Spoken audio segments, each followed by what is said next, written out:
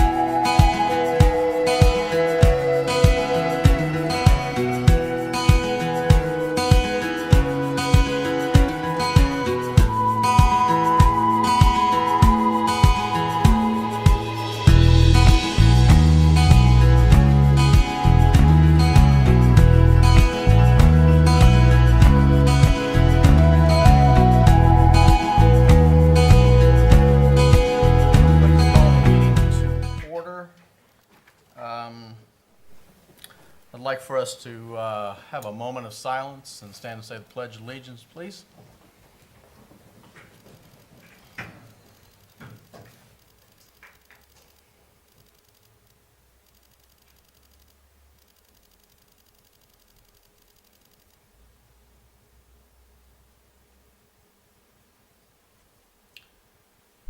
I pledge allegiance to the flag of the United States of America and to the republic for which it stands, one nation, under God, indivisible, with liberty and justice for all.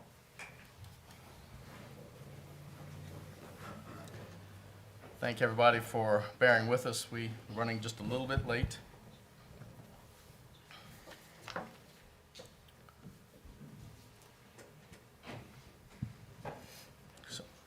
So we have one member who is joining us via computer. So I have to read the Statement of Electronic Participation in Meetings for Remote Locations.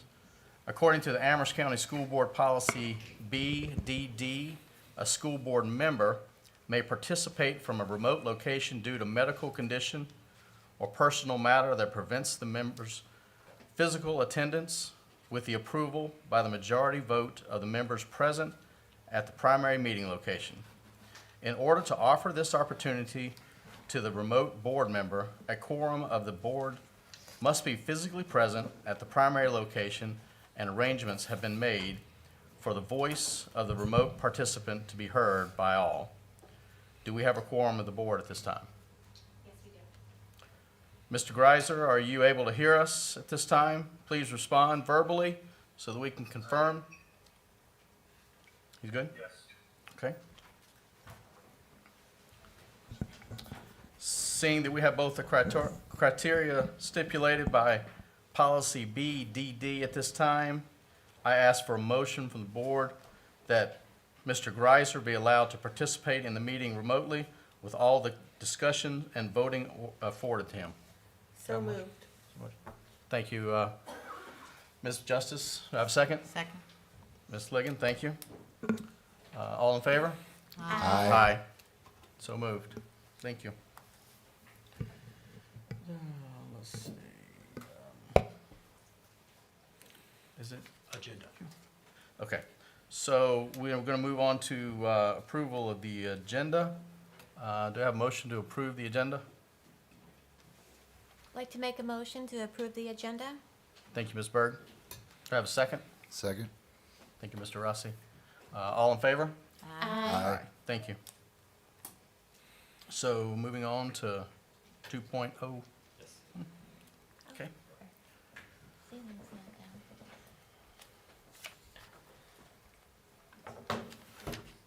So in last month's meeting, we were able to recognize Ms. Mentor from Central Elementary, and Ms. Reichert was unable to make it that night, so we want to make sure that we also recognize her. We'd like to congratulate Ms. Jessica Reichert, third grade teacher at Elon Elementary, for being selected among Lynchburg Living Magazine's top teachers in the region this year. Ms. Reichert was among 10 teachers selected from school divisions throughout Central Virginia. Jessica serves as a mentor in Amherst County Public Schools, dedicating her time to preparing our future generations of educators to effectively serve our students. We're so grateful to have Ms. Reichert in Amherst County, along with all of our amazing educators, making a positive impact on the lives of every child every day in Amherst County Public Schools. We are thankful that they are part of our family, and Ms. Reichert, we would like to once again congratulate you on this very wonderful honor. So congratulations. I appreciate it. And this is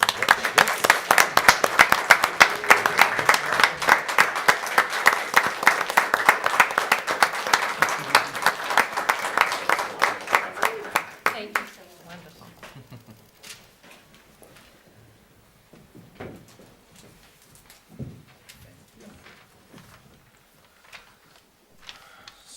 So now we will move on to public comments. We have several people who have listed that'd like to speak tonight. So when you come forward, please state your name. And are we going with address? Is that what it is, or is it? We'll decide that at the end. Gotcha. Name and address, please. So first, we have Lauren Ballant.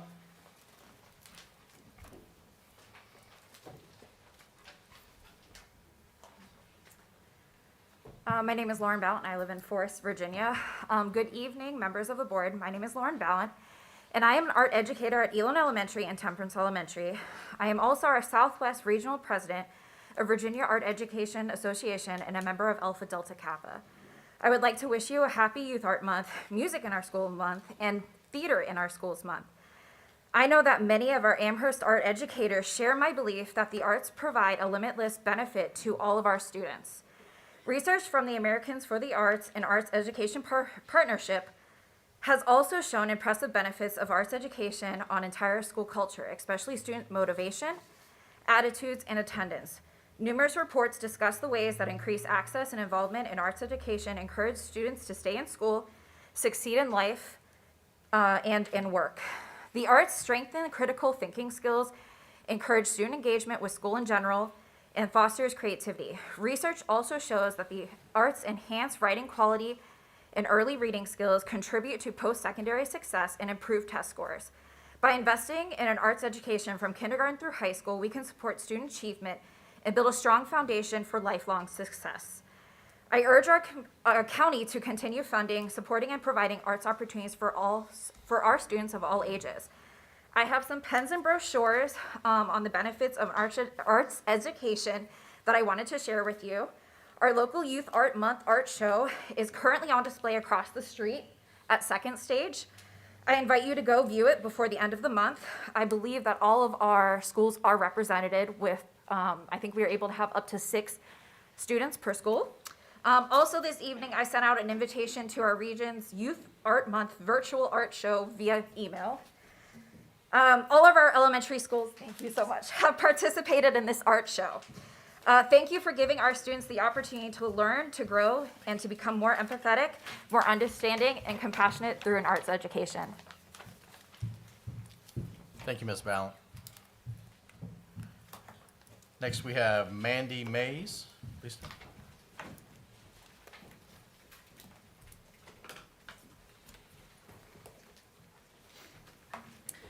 Good evening, ladies and gentlemen of the board. My name is Mandy Mays. I live at 1238 Grandma's Hill Road in Amherst, Virginia.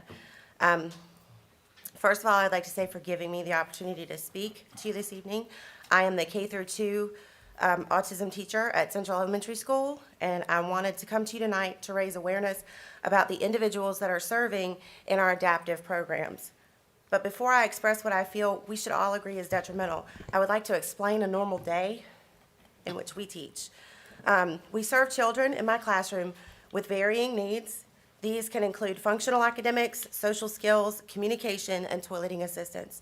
With these needs, we also observe and assist students in decreasing behaviors that can include physical aggression, property destruction, and self-injurious behaviors, just to name a few.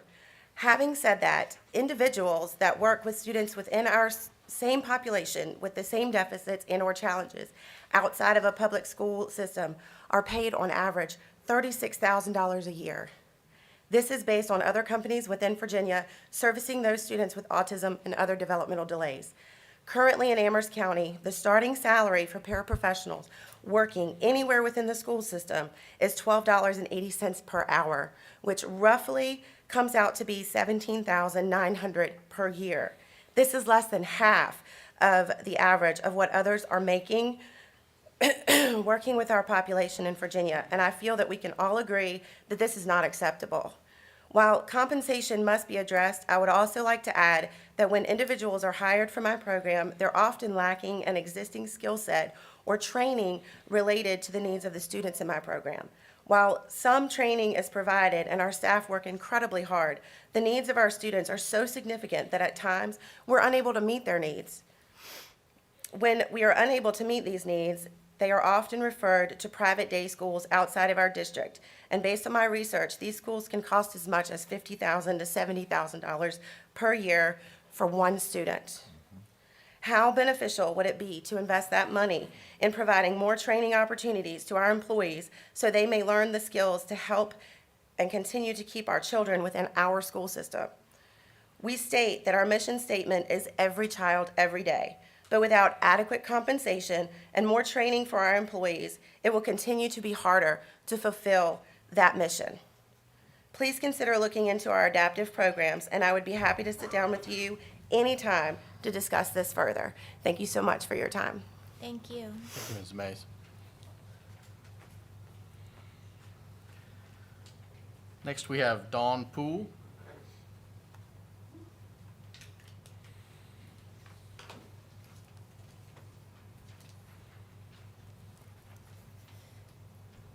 Hi, good evening. My name is Dawn Poole. I'm at 2732 Buffalo Springs Turnpike. I want to thank you again for your time tonight. I have a lot that I want to say, not enough time to say it in 3 minutes, and no responses to emails that I've been sending, phone calls. So a little disappointed with that. Do hope that we can get better at that as a school board. I want to try and focus on 3 issues tonight. The first one being the COVID policy. Disappointed that we're still talking about it. I think it's evident in Dr. Arnold's memorandum that we just need to go ahead and consider that we're in the endemic, and we need to move forward in that way.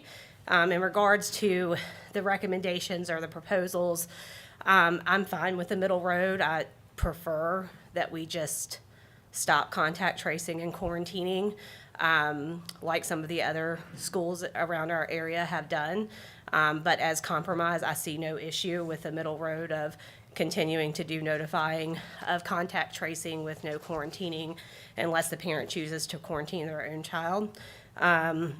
I think that we do still have to focus on the things that our kids are still having to go through in school that are still not normal, such as eating lunch in classrooms. I'd like to see them get back into the cafeterias to have that social interaction with kids outside of their own classroom.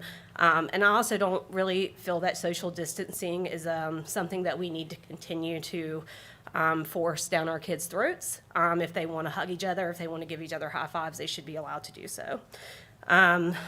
Overall, for COVID, I think we have more pressing issues at this point within our country and within our county, and I think we just need to move past it.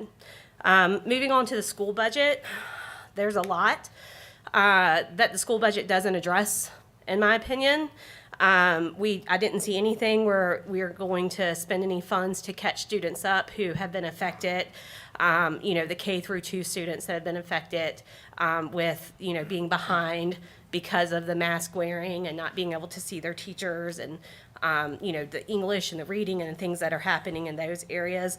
There is an obvious HR resource gap within our county. I wasn't aware of some of the things that the person who before me spoke, but I do think that we are not competitive overall in regards to our rates for our teachers, especially our special ed teachers. Very shocked by what I just heard. As a resource professional, as a human resource, that's what I do for a living. You have to be competitive if you want quality teachers. I don't think we're competitive across the board for substitutes, for janitors, for bus drivers, and I think that our budget has room to address these things. It doesn't address readying our students for the workforce. Is that it? Thank you, Okay, Mrs. Poole. thank you. Again, 3 minutes is not enough, guys. Next is Michelle Hughes.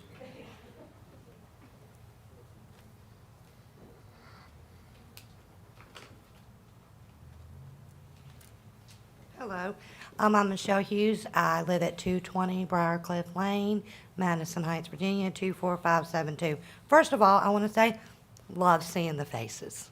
Love it. My grandkids going to school, love seeing her friends. But going back to the contact tracing, it's got to stop, guys. It's got to stop. Kids need to be normal. Are y'all going to start telling us we have to test for the flu? How about the stomach virus? Stomach virus has been going around for 8 weeks. I didn't get a phone call that my granddaughter was around somebody that had the stomach flu. I don't get a phone call saying my granddaughter's around somebody with the flu. It's a virus. It's here. It's not going anywhere.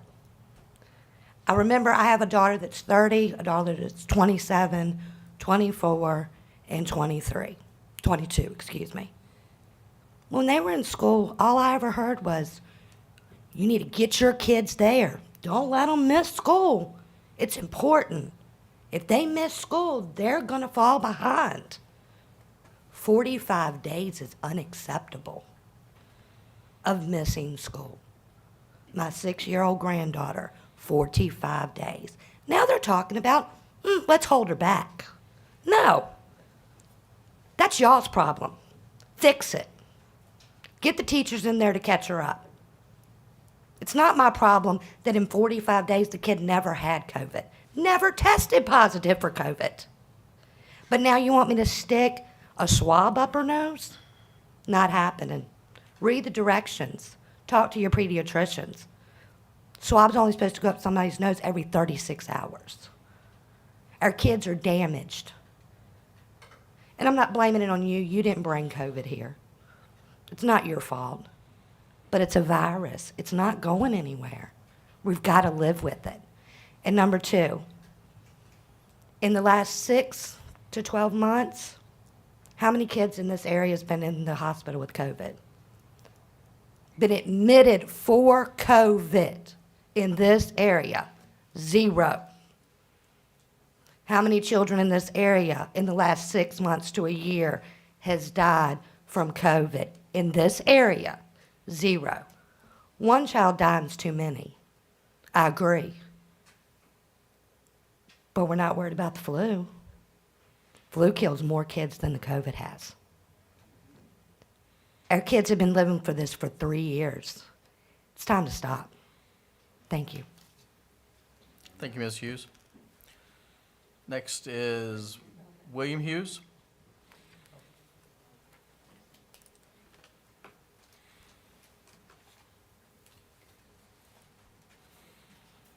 Good afternoon, Board. How are y'all? That's good. My name is William Hughes. I live at 220 Briarcliff Lane, Madison Heights, Virginia, 24572.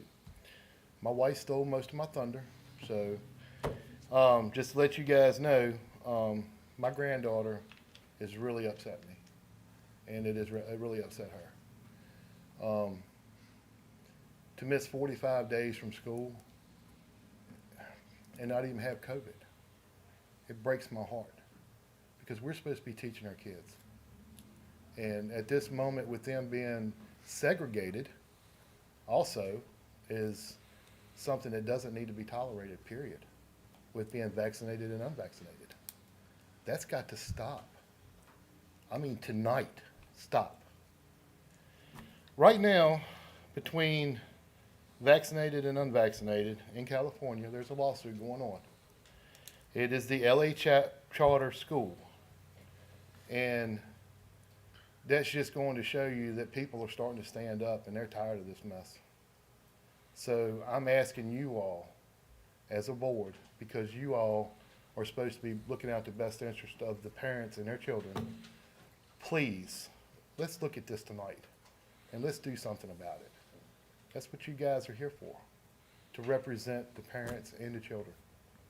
So please, I'm asking again, please do something about it. Thank you. Thank you, sir. Is there any members from the audience who cares to speak? Seeing none, we will move on.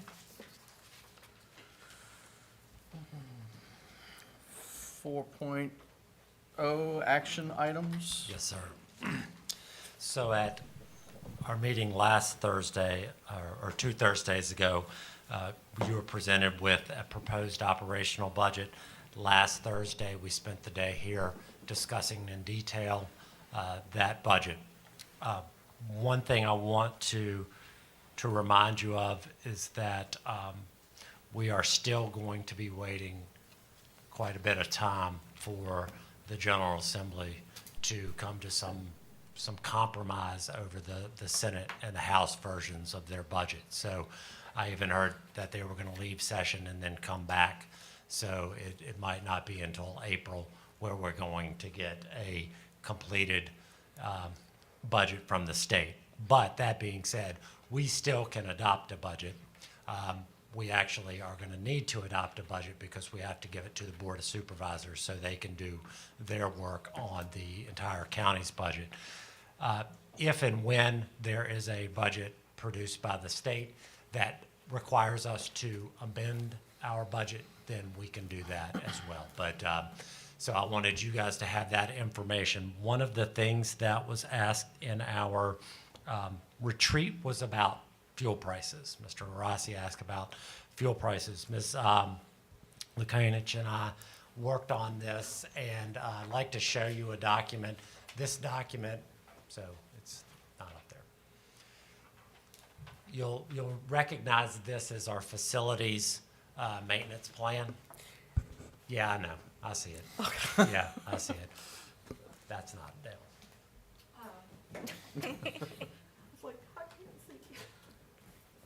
Let me talk through it first, right? So you know that we have a facilities maintenance plan in our operational budget that we have put funds in for 2 buses, painting a school, and putting a roof on the transportation building.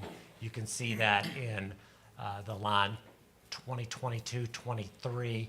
I believe it's about $642,000 in that line.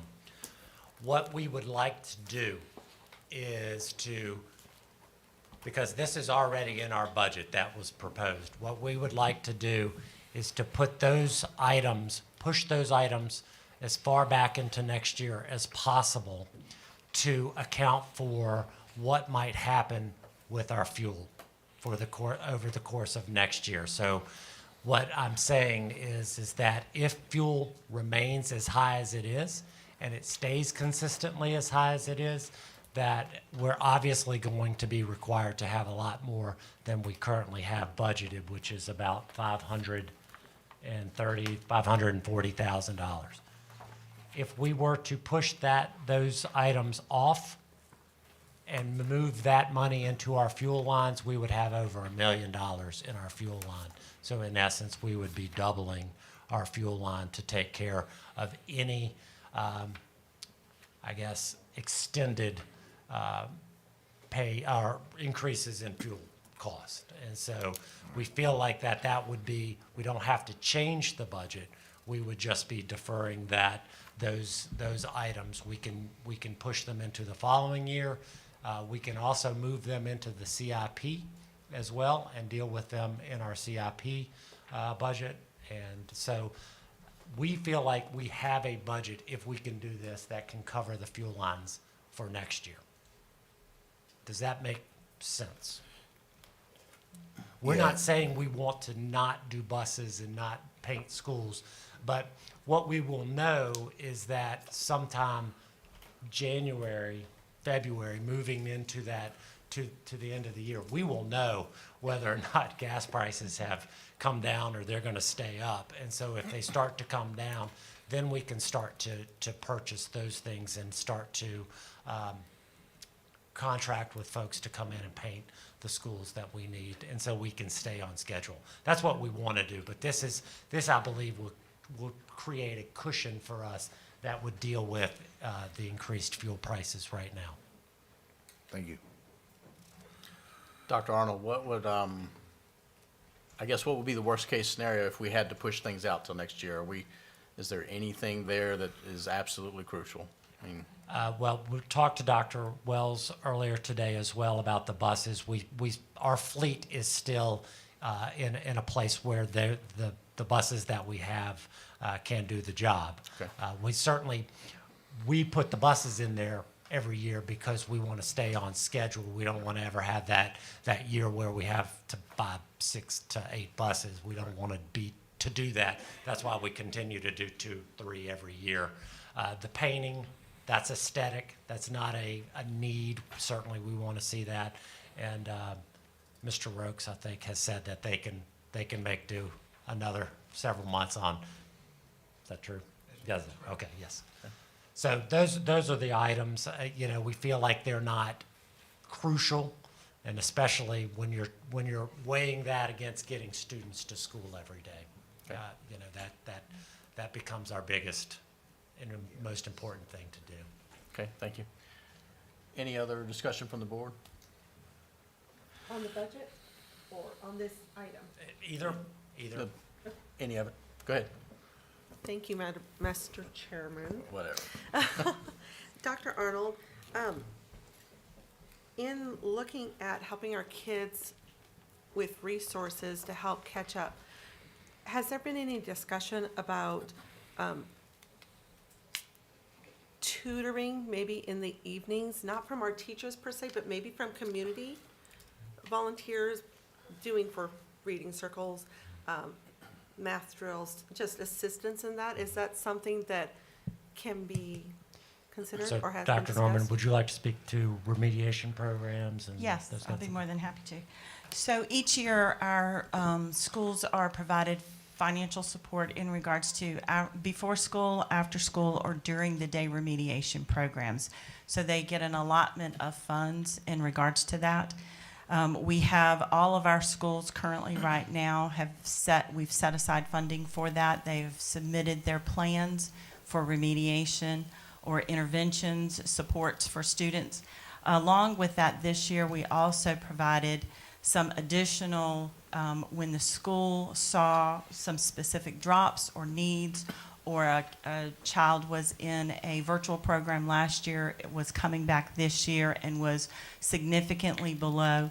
We've put into place a before program or during the school day where teachers are actually paid additional, I believe it's $20, $25 for their planning period to come in and actually tutor children during that time frame.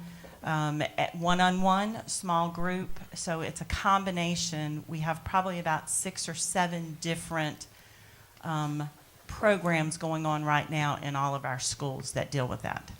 And for volunteers, Mr. Gallagher is currently working on a volunteer program. Each school has been asked to give us what types of things they need from volunteers. So each school is going to be a little different because they're all set up a little different.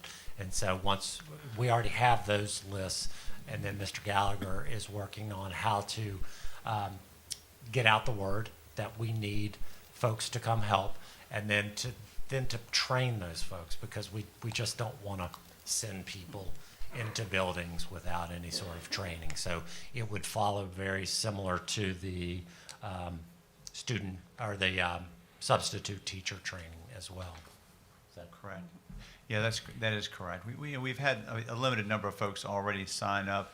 I will admit there's been some delays with the billboard that we purchased going up, but that should, if not up now, then should be within a few days to garner more support. It's been out through social media because we want that community volunteer program. Honestly, most of the tasks and things that they are asked to do are not necessarily primarily instructional. They're more supervisory in nature, and being able to provide breaks and other support to kind of give teachers other opportunities. But they'll free up teachers That's right. to actually do that work. That sounds good. Mr. Chairman, Dr. Norman and Dr. Arnold, what has been the response? Are you finding those resources that the parents and students are going, and it's being used to its fullest extent, or are you finding mediocre response? So during the middle of the day, we have a little bit more opportunity because we can handpick those students that we know need targeted, assisted, Tier 3 support. When we talk about before and after school, we truly try to work with the parents because there's transportation concerns or issues that we have. I will tell you, Ms. Campbell at the transportation department has been phenomenal in making sure that if we have a group of students that needs that activity bus to run or something like that, they actually do that.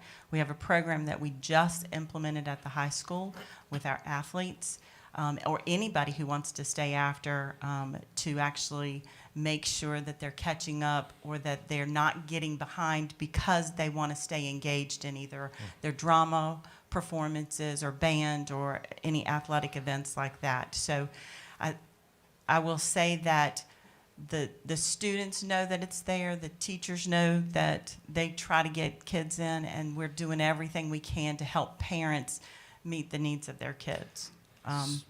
Yeah, and I think a good example of the need, or people understanding the need, is with our summer school program. Last year, we had the largest number of students attend summer school than I believe we've had ever. Ms. Ligon can speak to forever. And so we had a huge crowd last year in summer school. If you look at the CARES budget again for summer school this year, we're investing significant amount of money in that as well to meet those needs. Because I think what folks need to understand is that it's taken 2 years to get to this point. It's not going to get fixed in 3 months. It's going to take time, and so we're going to need all of the time that we can possibly get, including the summers, including before school and after school. But we also have to be cognizant that we're talking about children, and they need breaks, and they don't, they just can't be in school and doing school all the time. So we have to understand that as well. But I think the big thing is that understanding that it's going to happen over time instead of in a, snap of the fingers kind of thing. Last question, Mr. Chairman. What are the different ways that parents are being informed of these resources? So we automatically, with our remediation program, the principals send out information either with a letter, the teachers send out information. I know that the high school did school messenger just to make sure that everybody knew about it, but also are directly, school counselors are contacting those that are missing credits for graduation and kind of getting those students in. We have our case managers who are contacting parents regularly to keep them informed. So it really is, and I will give credit where credit is due to our teachers and our administrators. It is all hands on deck to make sure parents stay informed and that they're given that opportunity to make the decision on what their child can handle. We do have parents who have chosen not to have their children participate, even though we strongly suggest any opportunity that they can take to do so. But You know, that's their choice in that. Thank you very much. Any other questions from the board? Mr. Rossi? Dr. Arnold, have we contacted local university to see if there have been any students interested in volunteering their time? And what about senior students? Are they also in with the fight with the rest of us to try to help So out we the have- younger well, students? the students in our schools, the K-12 students, so our high school students, we have a Teachers for Tomorrow program, which that's a dual enrolled course that they get college credit. These are students that want to be teachers, and part of their learning opportunities is going to elementary schools and doing that kind of thing. I know Mr. Gallagher has worked over the course of several years, working with colleges trying to get more input. I think they have limited the amount of time they've come into the building, like that's self-imposed kind of, that they're staying away from schools. We're if you want to speak to that a little bit more, Mr. Gallagher, that would help. There we go. That's correct. But however, we do actually have programs, and specifically with Liberty University, and was in one school and now will be spread to two, where we do have field placements. They're typically, the students come in certain classes with 10 hours of field placement opportunities, and they utilize that for tutoring supports for those schools, which is a great idea. That was limited in the height of COVID, when there was limited practicum students coming into our schools, but that is back up and running. And are we still offering online learning for support? Where a child could use that time at home? Are you talking outside of the school day? Right. So So we have several programs that take place. Of course, our students, our parents who have chosen for their students to go 100% virtual, we use Virtual Virginia. We also have two programs where students can, it's called our Admentum program, Lancer Academy, where our students can participate and take courses that they couldn't fit into their schedule, or maybe they did not pass those courses last year and they want to recoup that credit or that experience. We have that all the way down through the middle school. And then at our elementary, all the way K through 12, we have our learning management program, a learning platform system through Canvas, where they can log in at any time, review any of the courses, the materials, the resources, the videos that their teachers have done for them, so they can kind of go back and revisit concepts that have already been taught. All right, and last question. Say the parents didn't have the social media contacts, whatever. What is the best way for a parent to get their child enrolled in some of these programs? In other words, if I have a child that's slipping in math and science, or English and science, how do they get involved to make sure that their child's getting all opportunity? Right. The first point of contact always should be the classroom teacher. They know that child best, and they know where they are in their learning spectrum. The second is to be in contact with the school principal. Thank you. Okay. Thank you, Mr. Rossi. Any other questions? Okay. You need a motion on the budget, is that correct? if you're comfortable. Okay. Is the board comfortable with making a motion on the budget tonight? If so, can I have a motion? Okay. Someone else has something else to say before I made the motion? Okay.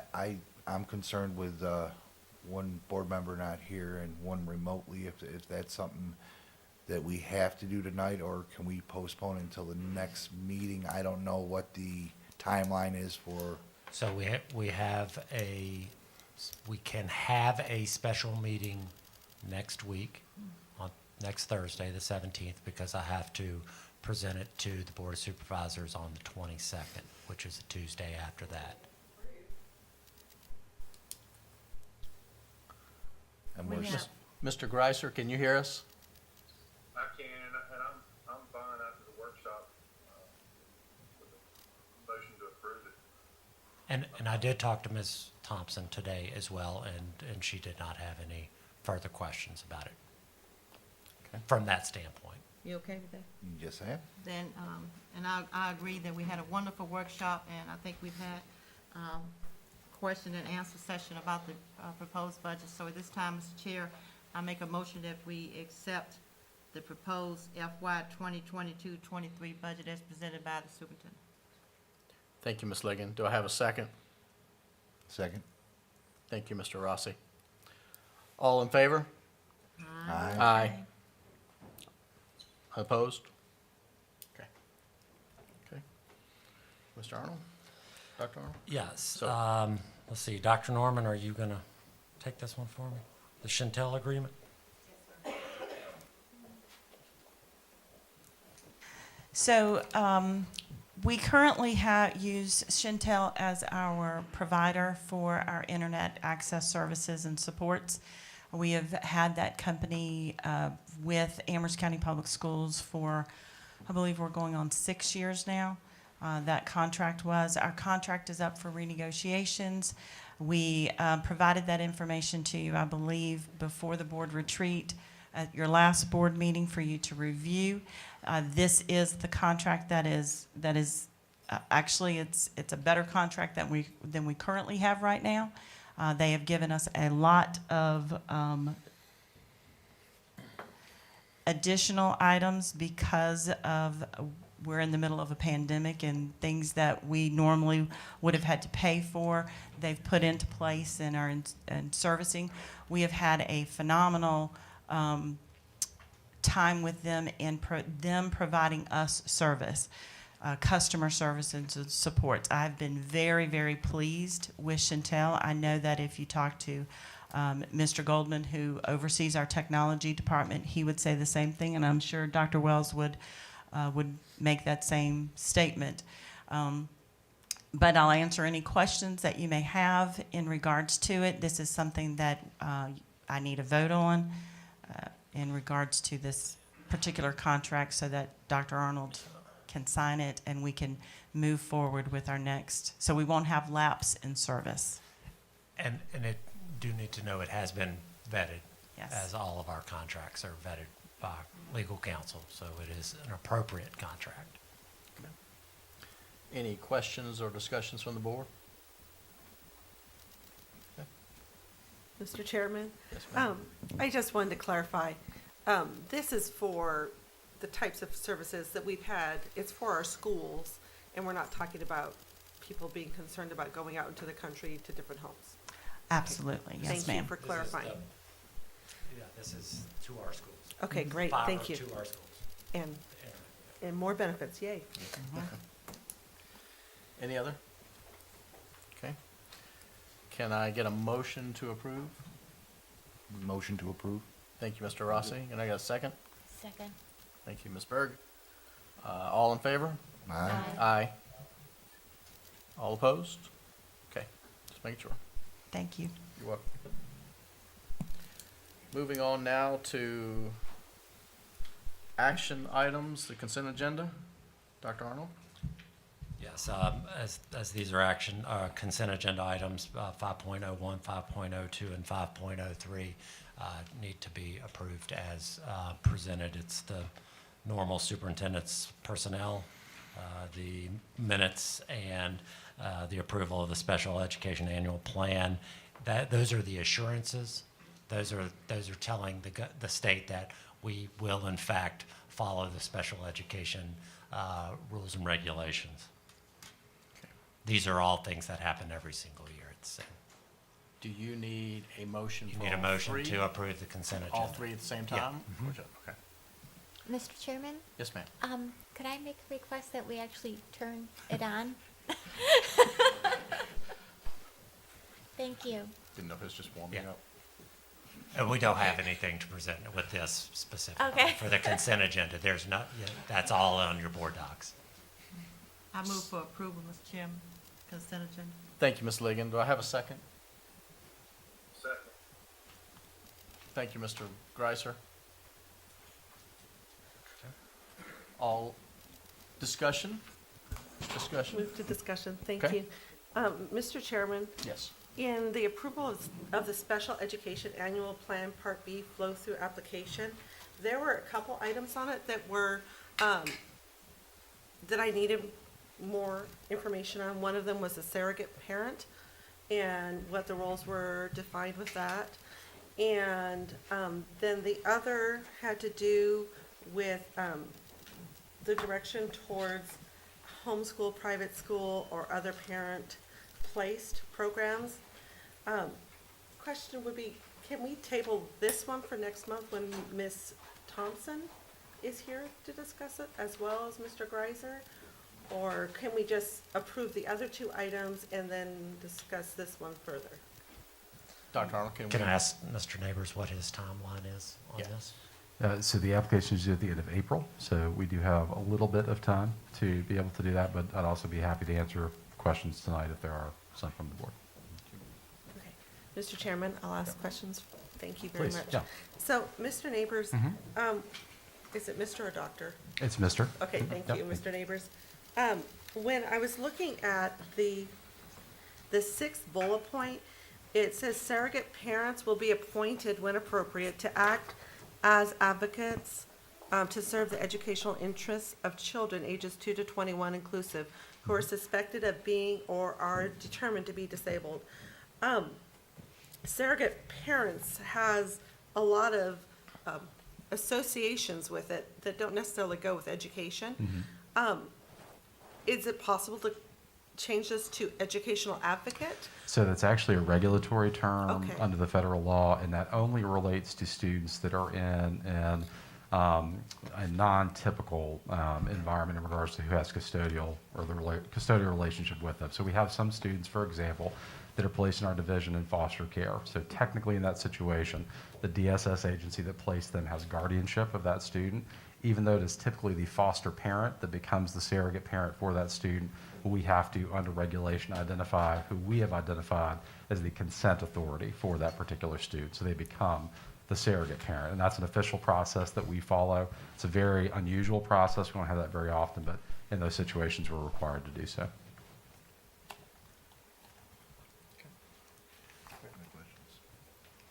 And then the other question was, in the 10th bullet point, it says, all children ages 2 to 21 inclusive who have disabilities and need special education and related services and who are parentally placed in a private school or homeschool that is located within the geographic boundaries of the LEA are identified, located, evaluated, and provided services in accordance with the results of a timely and meaningful consultation.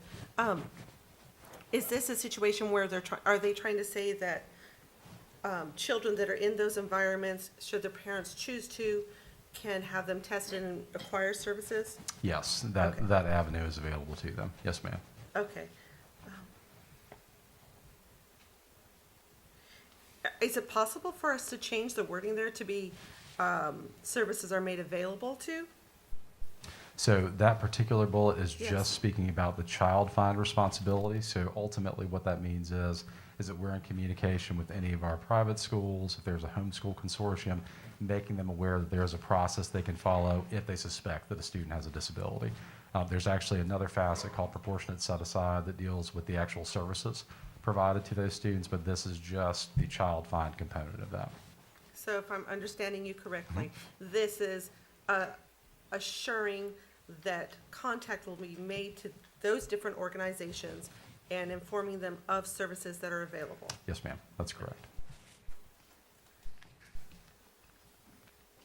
Okay, last question. That's fine, yeah. So, on the last bullet of our page here, it talks about policies and procedures will be in effect that are designed to prevent the inappropriate over-identification, under-identification, or disproportionate representation by race and ethnicity of children as children with disabilities, including children with disabilities with a particular impairment.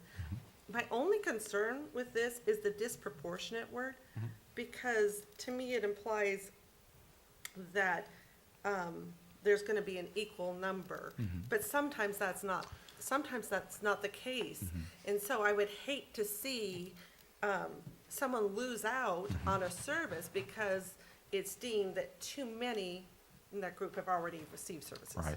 And I'll have two parts to my answer. So first and foremost, it's never part of the consideration for eligibility. We find it based on the merit. So the data in front of us, even if we knew, and that's not something that I track day to day, if we knew that was going to be the case, we would still move forward with the data that was in front of us.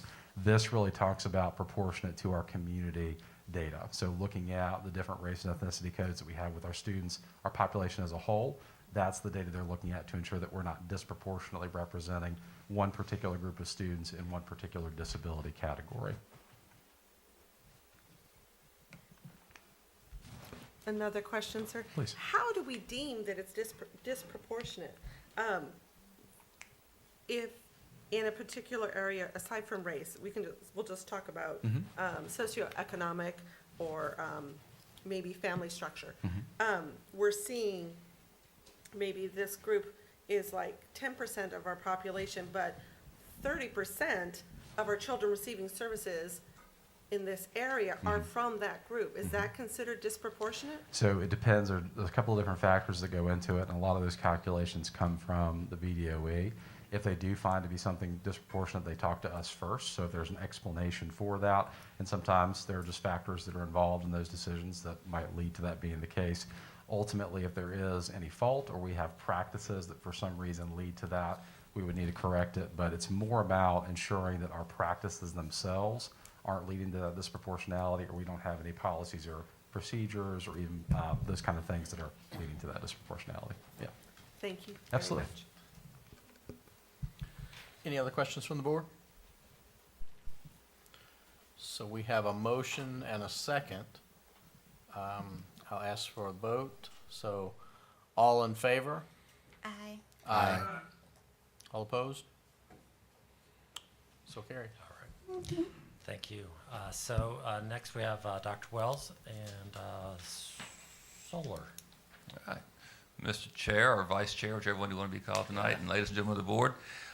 Tonight we have administrative action. So first we have a presentation for you on solar energy tonight.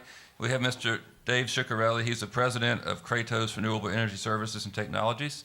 He's going to give you a presentation on some solar information we've been working with him on over the past year or so. The new board members may not be aware, but the previous board about 3 years ago, asked us to start looking at alternative energy sources and ways to power our schools. So we started looking into this, and then we had the COVID-19 virus strike, so we had to put things on hold for a little bit, but now we're getting back in those conversations. So Dave's going to talk to you a little bit about where we are in the county with the solar initiative as we speak. So a little house cleaning, since the TV apparently doesn't work. He's given out handouts. You've got, is this working here? Yeah. You've got the hard copies of the PowerPoint and the spreadsheets, and I provided hard copies additional for the two absent board members, and obviously the PowerPoint's coming up on here. Thank you. This shouldn't take more than hopefully a half hour, less than that. If you all have questions, want to stop me, it's kind of open discussion. It's not force-fed in this direction. So thank you for having me. My name is Dave Ciccarelli.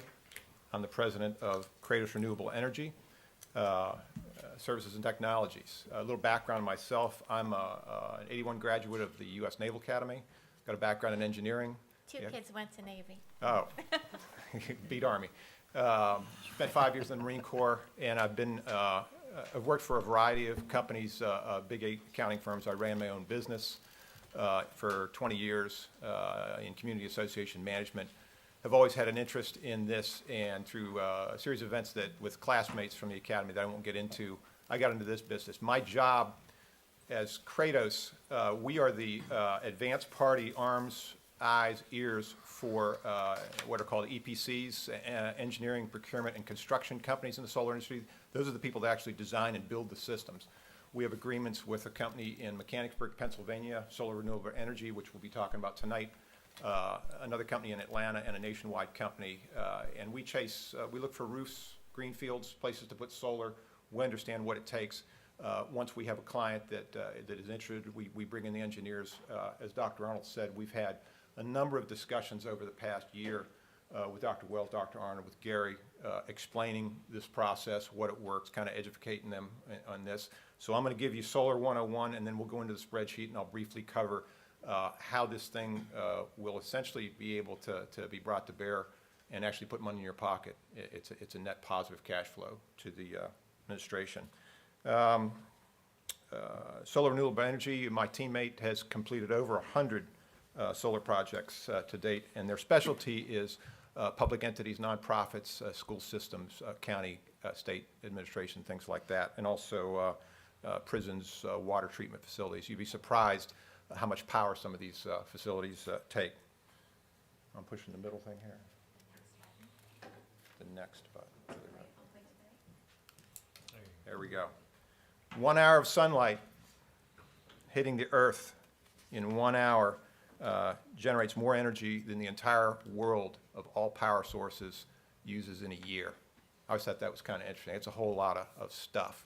Now, obviously, you're not going to get impacted with 10 buildings in Amherst County with all of that power, but a significant amount of energy that can be translated through the movement of electrons to create electrical power can be brought to bear. Renewable, just that. It doesn't wear out. Until we're all long dead and gone millions of years from now and the sun burns out, we're going to have sunlight coming in here. So there will always be power. How it works. The sun radiates onto a solar panel, which has solar cells in it. They're chemical cells. Like so many other electrical power sources, it causes the movement of electrons, which generates direct current electricity, which is then fed into an inverter in the system, which converts direct current into alternating current, which is what goes into your house. That's the kind, if you stick your finger in a socket, it's going to kill you. Direct won't, but that's what you need to actually drive current. If you think of it in terms of water flowing through a pipe, that's your amperage, that's your current flowing through. And that pushes a resistance, which could be a light bulb. Think of a light bulb like a paddle wheel at an old mill. As water's flowing by it, turns the light on, moves the mill, that type of thing. So this is just another way of creating the movement of those electrons. And it doesn't always happen just while the sun shines. It can go radiate through clouds. Commercial solar panels. The physical panel itself is about 6.5 feet tall. It's a little over 3 feet wide. It weighs about 50 pounds. Our installations, we really try to stay away from roof penetration. We don't want to compromise the watertight integrity of a building. So the systems that we would put on a rooftop, and in the 10 buildings in Amherst, there's only one, the high school, that we're looking at a rooftop because the ground options were not really readily available. They're going to be ballasted. Essentially, they'll be tied to what amounts to concrete blocks that are weighted to withstand a certain amount of wind, things like that, so they don't blow off the roof. It translates to about 5 to 8 pounds per square foot, which all of these roofs are able to withstand that much additional weight with no problem at all. And since you've got new roofs, we don't really have to worry about taking them off later for a roofing project. Bloomberg has, over the years, become the source for solar panel rating. They have Tier 1, Tier 2, and Tier 3 panels. Tier 1 is the best. They're the most robust, the most efficient, the highest quality. That's what we use. And it translates into leverage with lending sources, and you'll see some loan options here to buy out this system over time, and we can get the best rates from solar lenders by using Tier 1 panels. So that's what we go with. Little quick graphs about solar capacity. If you look on this one, commercial and industrial is the dark red sector, so obviously not as much as utility. You've got Dominion Energy or Florida Power and Light putting in 100 acres of 50, 100 megawatts of solar. That's, you take I-10 out of Jacksonville heading towards Tallahassee and look off to the right, there's this sea of solar panels. That's what's called a utility scale type thing. You fall into the category of C&I, commercial and industrial, as opposed to a residential rooftop or something like that. So your systems are going to be bigger than what I'd put on my house, but a lot smaller than what Dominion would put into a field somewhere. Say they're doing a deal with Amazon or something like that. U.S. solar installations, again, C&I is the yellow part, they've increased. And Virginia, in passing the Virginia Clean Economy Act in 2020, became what amounts to a solar-friendly state. Not the most solar-friendly state in the country, but more than they were. The key to solar power, any renewable source of energy, is what's called net metering. Typically, when Appalachian Power or Central Virginia Electric Cooperative comes to your house, they hook up a meter. That meter reads power one way, with power coming into your house, used by you to turn on a light, turn on your TV, run your computer, what have you. Since you now have on these buildings, if you install this, you've got a power source. Essentially, you're putting a power plant on the ground next to the building, on the roof. Power can go the other way. Excess power can go the other way, which is good for the utility because the legislature has leveraged a requirement on the utility to produce such and such a percentage of their power from renewable resources, or they get penalized, and we'll get into how that benefits you as well. But this meter is what makes that work. And Dominion recognized the benefit in this, kind of saw the writing on the wall early on. Appalachian Power was a little late to the game.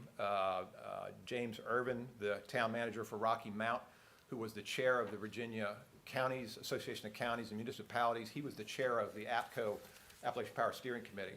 And historically, up until about a year and a half ago, Appalachian Power did not allow net metering for public rate payers, of which your school system is a public rate payer. They have come around, they've renegotiated the tariff on that, and as of early last year, that's changed. They're now in line. We saw an opportunity in marketing to states or counties and municipalities in Southwest Virginia, APCO people like yourself, who were kind of the forgotten bastard stepchildren. A lot of their solar companies were going after Virginia Beach, Northern Virginia, the Dominion territories, which were kind of low-hanging fruit. I thought that this is going to come. I talked to Mr. Urban, and so we've marketed a number of counties. I've presented to the school board in Bland County. They were talking to Carroll County, a couple other ones in kind of initial discussions with them. But we feel that this is beneficial, obviously. How do you make money? There are two revenue sources when you put solar on your buildings or around your buildings. Number one, you're not going to pay as much per kilowatt hour of power that you're paying Appalachian Power. Number two, there's a mechanism by which the state legislature holds their feet to the fire to produce this energy, and they say you've got to produce 10, 15, 20% of your energy across your entire grid in Virginia with renewable resources, wind, solar, what have you. There are two ways you can do it, Appalachian Power. You can go and get some land and build a utility scale project as opposed to building an oil or coal or nuclear plant or what have you, and do it that way. Or you can purchase what are called renewable energy credits. In terms of solar, it's an SREC, a solar renewable energy credit. And the way this works nationwide, every megawatt hour, that's 1 million watt hours, transfer of power flowing through that stream that you generate, that your system generates, whoever you are, you generate one SREC. And SRECs are like stock shares. They're traded on a market across the country, and their value varies relatively in proportion to the strength of the solar laws in the state.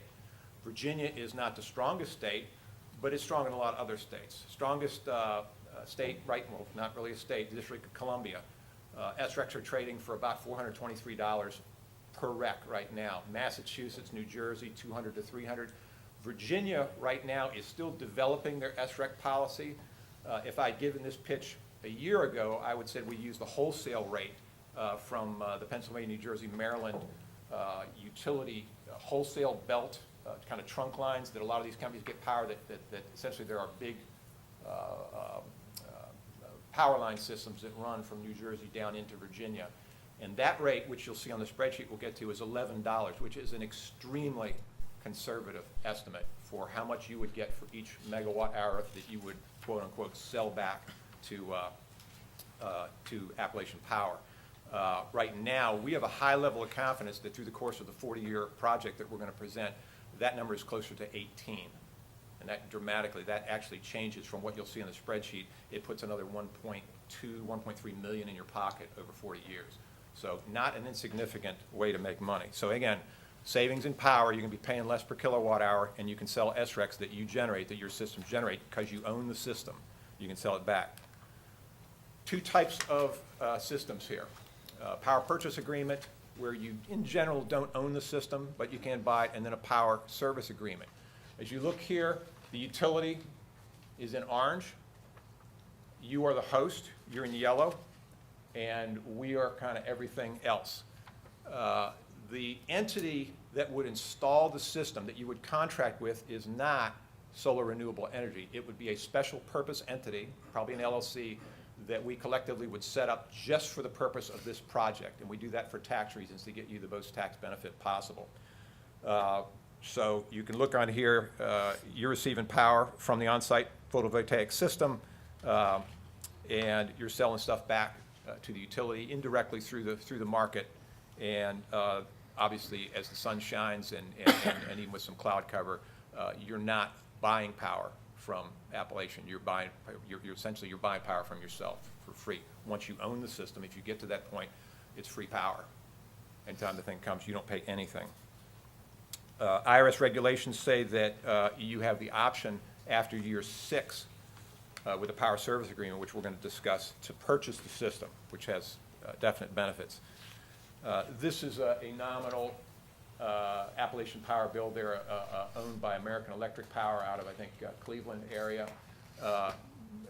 Dr. Wells, Dr. Arnold provided us initially 2019-20 bills, a year's worth of bills for all of your buildings so we could see what's looking at. We've zoomed in and looked at where the meters are so that the measurements as far as the distance from the array to the meters that we're feeding, and we're feeding the big meters on these things, is minimized to the extent possible, so there's a minimum amount of power loss when the power gets to the building. That provision of those bills has been upgraded just about 2 weeks ago.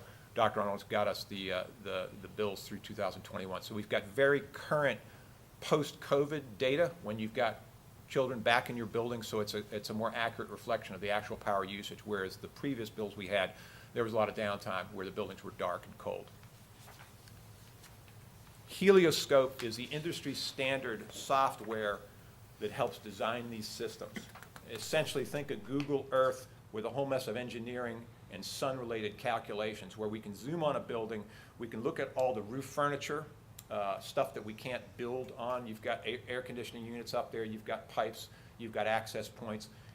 This designs the system around there. It takes into account how far above the equator you are in terms of average daily hours of sunlight per year. Obviously, we're not as good as, say, Miami-Dade County, but we're a lot better than Boston in here. I think we're about 35 degrees north latitude, so it takes that into account. It takes into account shading from trees, mountains, things like that.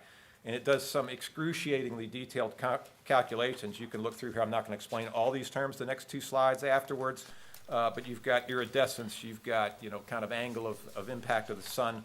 All this is taken into account so that we've got a level of confidence when we say this system will be able to provide X number of % of power for your buildings, and this is the cost savings that you'll realize. Helioscope is the tool for that. I'm quickly going to go through your 10 buildings to show where they're going to go. Most of these you're going to see are ground mount systems. Ground mounts are cheaper and they're more efficient in general across the board than roof mount systems. And as you'll see, only the high school is the only building where we did not have ground mount options, primarily due to the athletic fields.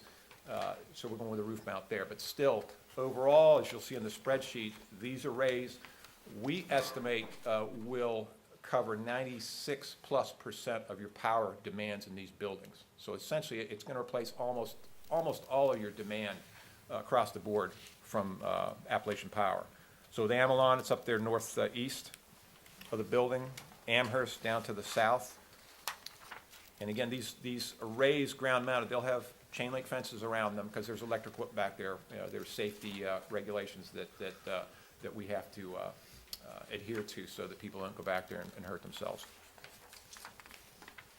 The high school, that's a good representation of what Helioscope can do for us. You'll see that we've steered around a lot of the rooftop furniture and maximized the amount of panels that we can put up there and still provide access points, not only for the solar panel technicians as you maintain the systems, but also for people that are going to maintain other equipment on the roof. Obviously, at such time that the roof needs to be replaced, we move the system off there. But again, it's not bolted to the roof, it's ballasted system. Amherst Middle, again, a ground mount. Central Elementary, a ground mount. You can see the smaller the building, the smaller the array that we need because the power usage or power demand is not as much. Elon. Madison Heights, Montelison. I think I pronounced that right, Dr. All right. Manelson. I blew it again. And then Temperance. Temperance is a Central Virginia electrical cooperative power school as opposed to Appalachian. We've done the research, and there's no issues as far as you not being able to do solar with CVEC as opposed to them. So it's kind of a level playing field regardless of the power provider.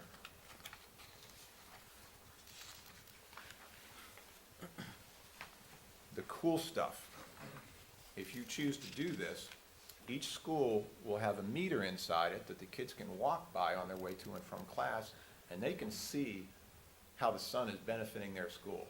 It's really like gauges on an airplane or on the dashboard of your car, and you can translate that into cars taken off the highway, trees saved, all of that type of stuff. I mean, we'll even bring some T-shirts and stuff like that. We love this stuff. We really believe in it. We believe that it's a good thing for the plant, a good thing for you, and when you see the financials, it puts money in your pocket. My discussion with the Bland County School Board, they're having trouble funding replacement pads for the football team. And the first thing they said is, we're going to buy new uniforms for the football team because they're kind of worn out. So little things like that this can help contribute to. Our qualifications, again, SRE has been in business probably going on 15 years right now. They've done more than 100 projects, very, very well versed. We have a local installation team in Central Virginia that has already put up one project in Virginia, in the Richmond area, an apartment complex. There's no issue logistically for getting here. There will be a certain amount of permitting and licensing that will deal with the local utility, which we have to, since ultimately it's going to be connected in some way, shape, or form with their grid. There's a couple of list of projects they've done. There's the Commonwealth Charter Academy they completed up in Pennsylvania with a rooftop mount, and Midwest Middle School in Middleburg, Pennsylvania. And again, they're based out of Mechanicsburg, Pennsylvania, so just a jump right down Route 15 and 29, and they're here. And then, at the risk of being trite, I ripped off the Beatles. Here comes the sun. We can go to the spreadsheet now.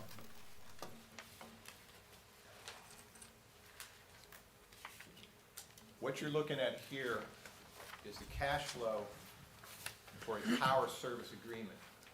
And we're not going to go through every one of these numbers, but I'm going to walk you essentially across it one time so you can see how the addition and subtraction works. So starting in year one, if you look at that first number in what we're calling column A, solar electricity generated, about 6 million kilowatt hours. Okay, to put that in perspective, that's 6,000 megawatt hours. And again, you get one SREC generated for each one of those. So you get 6,000 of them times the value of the SREC, which is the next column. We can get a contract right now to last 5 years, probably longer, but again, a conservative projection at $30.50 in the state of Virginia for an SREC. So if you take that 6,000, okay, not 6 million, because we're dealing with megawatt hours, whereas that 6 million number is kilowatt hours, 6,000 times $30 in column D, that $185,000, that's how much money the school system would make by selling those SRECs at $30.50 each. And you can follow that down. You see in year 6, we've gone back to the very, very conservative $11 an SREC value, wholesale value, which again, we've got a high level of confidence that number is, it actually is going to be more like 18 because of what the legislature is doing. But if you scroll down all the way to the bottom there, you'll see over the course of a 40-year project, about $3 million that you're making just by selling SRECs back to the system, back to Appalachian Power ultimately, so that they can go, hey, Virginia State Legislature, we're green. The second way you make money is the avoided cost of electricity. You're paying such and such amount of pennies or cents. Usually it's somewhere between 5 and 15 cents per kilowatt hour, depending on what type of entity you are. That's what you're paying right now for each kilowatt hour that you purchase of power from Appalachian Power. Column C is the avoided cost. So again, you're taking kilowatt hours times that, 8.1 cents. And that's your savings column, so another $495,000 in avoided cost. So essentially, instead of paying this much money over here, if you didn't have solar, you're paying this much money because you do have solar. And that's your second revenue stream. So again, you fall down that column all the way down from avoided cost, is another 26 million. Add the two columns D in red and E together to get F. It's a shade under $30 million of money in your pocket over 40 years. So that's revenue. Obviously, there are expenses.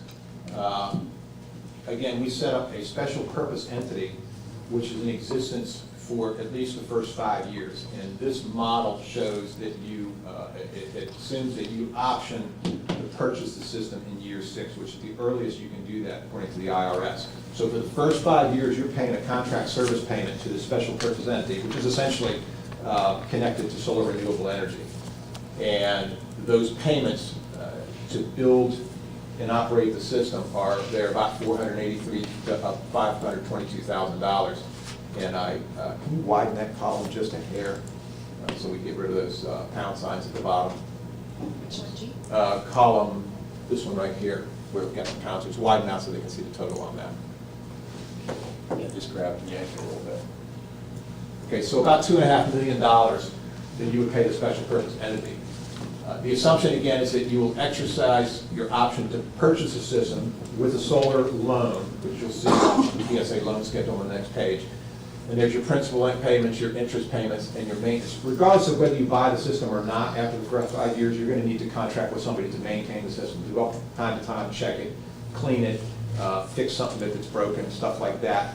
SRE can perform that service, or you could hire a local company. It's your option. But it's going to cost starting at about $26,000, $27,000 a year to do that. So your principal and interest payments plus your maintenance payments all total up to column K, which is your total cash out.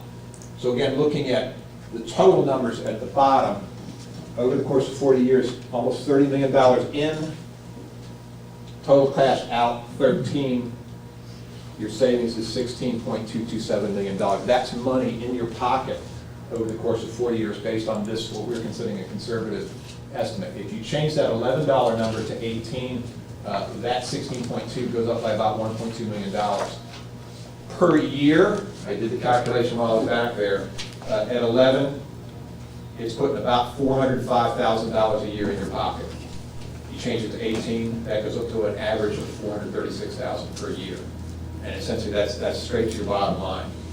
And I can't emphasize enough, I'm in sales, so don't hold it against me, but these are conservative numbers, and we're pretty comfortable with them. So net cash, you can see in minus out is net, and this is cumulative net over the years, so these two match down there. This is your realized electrical cost, 4.9 cents a kilowatt hour. You'd be hard pressed to get that from Dominion unless you were some really special type of entity. If you can click on the PSA loan schedule, I'll finish with that, and scroll up to it.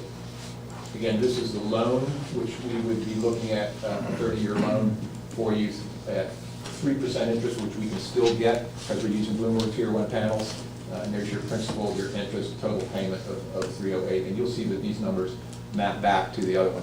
You don't, to the other sheet, you don't have to buy the system in year 6, but we can do what-if drills until the cows come home, and you will see that the best cost savings for you is to exercise that option and own the system. It just works that way. And it has to do with the investors that fund these projects and fund the special purpose entities, how the loan works, depreciation, things like that. One other thing I forgot to mention, this yellow number right here, you remember we've got these things called inverters up there. The power generated from the panel is DC. That's got to be converted with an inverted into AC. We estimate a 20-year lifespan. So at the end of 20 years, you're going to have to swap them out. And that's the cost to swap them out. So in that 1 year, you see a negative cash flow of about 41,000 because you've got to buy new inverters. Will they last more than that? They could, but 20 years we feel is a good conservative estimate. So that's what I have. The PPA is slightly different. It's not as much cost savings. It's a different plan that treats things taxed differently. You'll see a lot of schools talking about getting PPAs because they don't want to spend any money at all and not exercise. If we were to go to the PPA sheet and zero out the purchase option, you would see that you would not realize near as much as the 16 million on this projection. But it's there, and I can provide the actual files for you all to look at so that you can let it drill. We would love to, for you all to be the first school system in Virginia, in the Appalachian Power Territory, to do solar, and we'd love to have rolled that out with you. We would believe in this, and obviously you could save some money.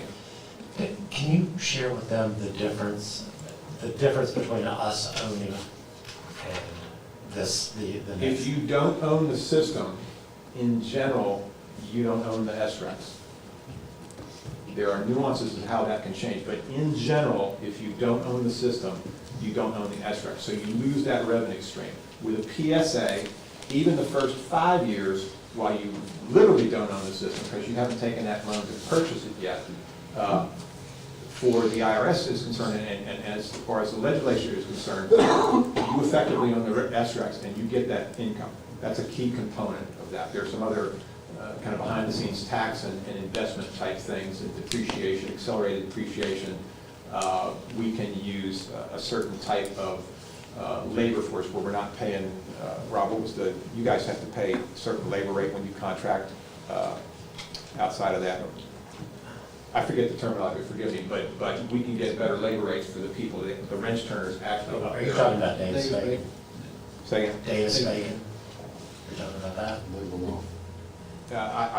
No, but at any rate, what you would have to pay as far as dollars per hour for somebody up there building a system versus what we as a special purpose entity would pay, we can get a better labor rate just because of the way it's set up as a special purpose entity. So you buying the system and having us install it is cheaper than you doing it yourself. This is what that boils down to.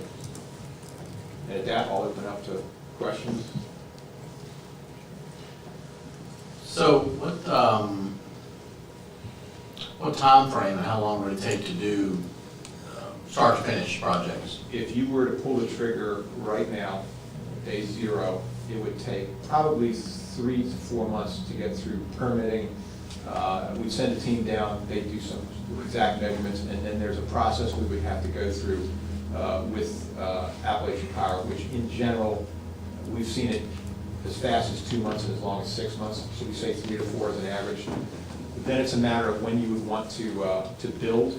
Summertime is obviously better because the kids aren't there, but assuming weather cooperates and the land and the roofs are ready to go, 6 months-ish to get it all done. I mean, we're looking at 4.1 megawatts worth of installation on 9 separate sites, because like the one with the adult education center is a single array that we kind of split and send power in 2 different directions. But we're estimating the total fast as possible, 8-9 months, long into things, 1.5 years. The reason I ask is the high school, you know. We've made them aware of what they need from us is when there's more detail on the specifics of the auditorium, the new roof area. But yeah, they're aware of that as well. And we're probably going to affect some of the roof line that is there now, possibly with construction. Yeah, where it ties into the gym. Yeah. That area is going to be in the cafeteria, where we connect the 2 roofs a little bit, but you're also going to gain about some extra space. 10,000 square foot of roof space. Yeah.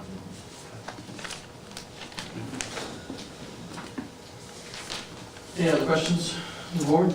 Yeah, I have a couple. Okay. Mr. Rossi. What is the life expectancy of the cells themselves? How often, we talked about the inverter, and I got a question about those too. But the cells themselves, how long do they last? Not only 30 years, but we've seen them go as far as 40. So they eventually wear out. They lose effectiveness to the tune on average of about 1.5% per year, and that power generation loss is factored in here, that kind of degradation of the solar cells is factored into that. Okay, so that's eventually wear out. reflective of what's in there. Yeah. All right, and The inverters, the cost you have in here, is that for all of the inverters?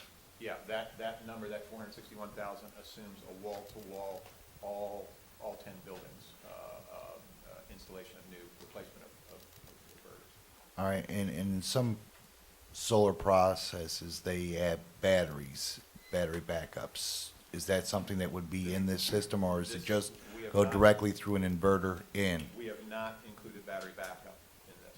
This is just a straight system with inverters, power straight into the buildings. All right, so in none of this do I see where our profit back would happen dramatically. It would basically almost break even with our power bill. Is that kind of what I'm No, seeing? Your cash flow, again, this is, go back to the PSA. Your cash flow in year one is $198,000 in your pocket. right, and how much are we paying out in year one? You are paying a total outflow of $483,000, and you're bringing 681 in. So 681 minus 483 is 198. All right. So again, yeah, the numbers you're looking at are that column red F where it says F equals D plus E total cash. That's total cash in. And you're subtracting from that, this column K right here, total cash out, to get your net, which is your column L, and then the next column is cumulative. So essentially, 198 is 198. These two equals that. This one plus that is that. This one plus that, and it just cycles down to run a cumulative number. So you're never cash flow negative in any year except the inverter replacement year. Now, the life expectancy of those solar cells, now, is that, we have to replace every cell on every building every 30 years? Is that what we're No, looking at? and we would, your maintenance team would assess the degradation and the viability of the panels as you go. And, I mean, you may get one that burns out after 20 years, you may get one that it makes it to 37 or 40 like that, but they're gonna be individually assessed as we go. So it's not all at once. It's a panel by panel analysis and assessment of where that panel is in the lifespan. That's included in the O&M cost. And will lightning affect those panels? If you were to get a direct hit, yeah, lightning it's tough. You would obviously you'd have insurance policy on this, but yeah, I can't speak to that. I'm not an electrical engineer, but yeah, bolt to lightning is a lot of that'll mess some things up. It could happen. Now that being said, these things don't attract that type of electricity any more than a classic structure that might a water tower or a church steeple or something like that. Right, they're against the ground. But from a lay standpoint, not testifying in court, a lightning strike on any system like this would not be good. Now, with recent events unfolding, materials to make the solar arrays, these panels, this level 1 panel you're talking about, as far as getting the materials to manufacture these panels, would that factor into the installation time? We are, knock on wood, we are currently not seeing any supply chain impact for the jobs we're working on right now. The current jobs that you're working on, right? But a year from now, I hesitate to predict the future. Right. But we haven't seen an impact on supply chain at this time. and if we had a better option to run more cells at one school than another, could we still get the same output as far as the cash reward? Let's say we have a limited space at one school and don't feel comfortable putting up that many solar cells, putting them at another school that would produce more power than it would use, to put more power back in the grid? The systems are designed based on a number of factors. Number one, the power demands of the building they're closest to, the proximity to the meter, the type of electrical panels you have. Is it a one-phase, is it a three-phase? We can get to very kind of technical stuff. Right. But in general, that array that is on or near that building is going to serve that building alone. As far as net numbers are concerned, I mean, you can look at the aggregate across all systems, and we can certainly talk individually about adjusting the size of the system that would rule that out.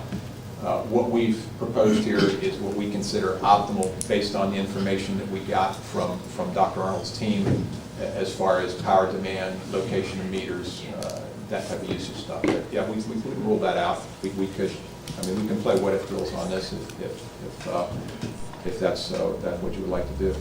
And if something happened when we had to relocate a school, would the panels be able to be moved to a new school?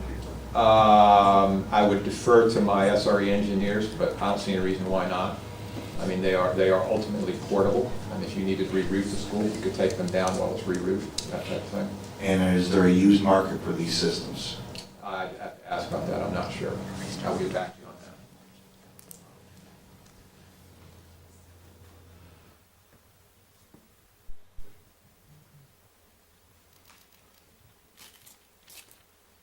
That's all I had. Okay, any other questions? Sure. Mr. Chairman, thank you so much for your presentation. Looking at the PSA power service agreement, at what point can we pay it off early? If I'm looking at profits of 198,000, and then down in year 7, 1,494,879. Can we make early payments, so instead of paying it for 40 years? There's no penalty for early payment, you can avoid interest. Yeah, just like a house or your car, you throw an extra 100 or 100,000 or whatever you want, yeah, absolutely. Okay. And then on the presentation, it said that the ground mount is slightly more efficient than the roof mount. Can you elaborate on that? What is the efficiency being, how? The amount of average power that the panel produces, I can't explain the technical aspect of it. It's the same panel, but I would imagine it has to do something with the building envelope stuff that's going around, as opposed to putting it in a grass field somewhere where the variable is more controllable. But I can get an answer for you on that as well.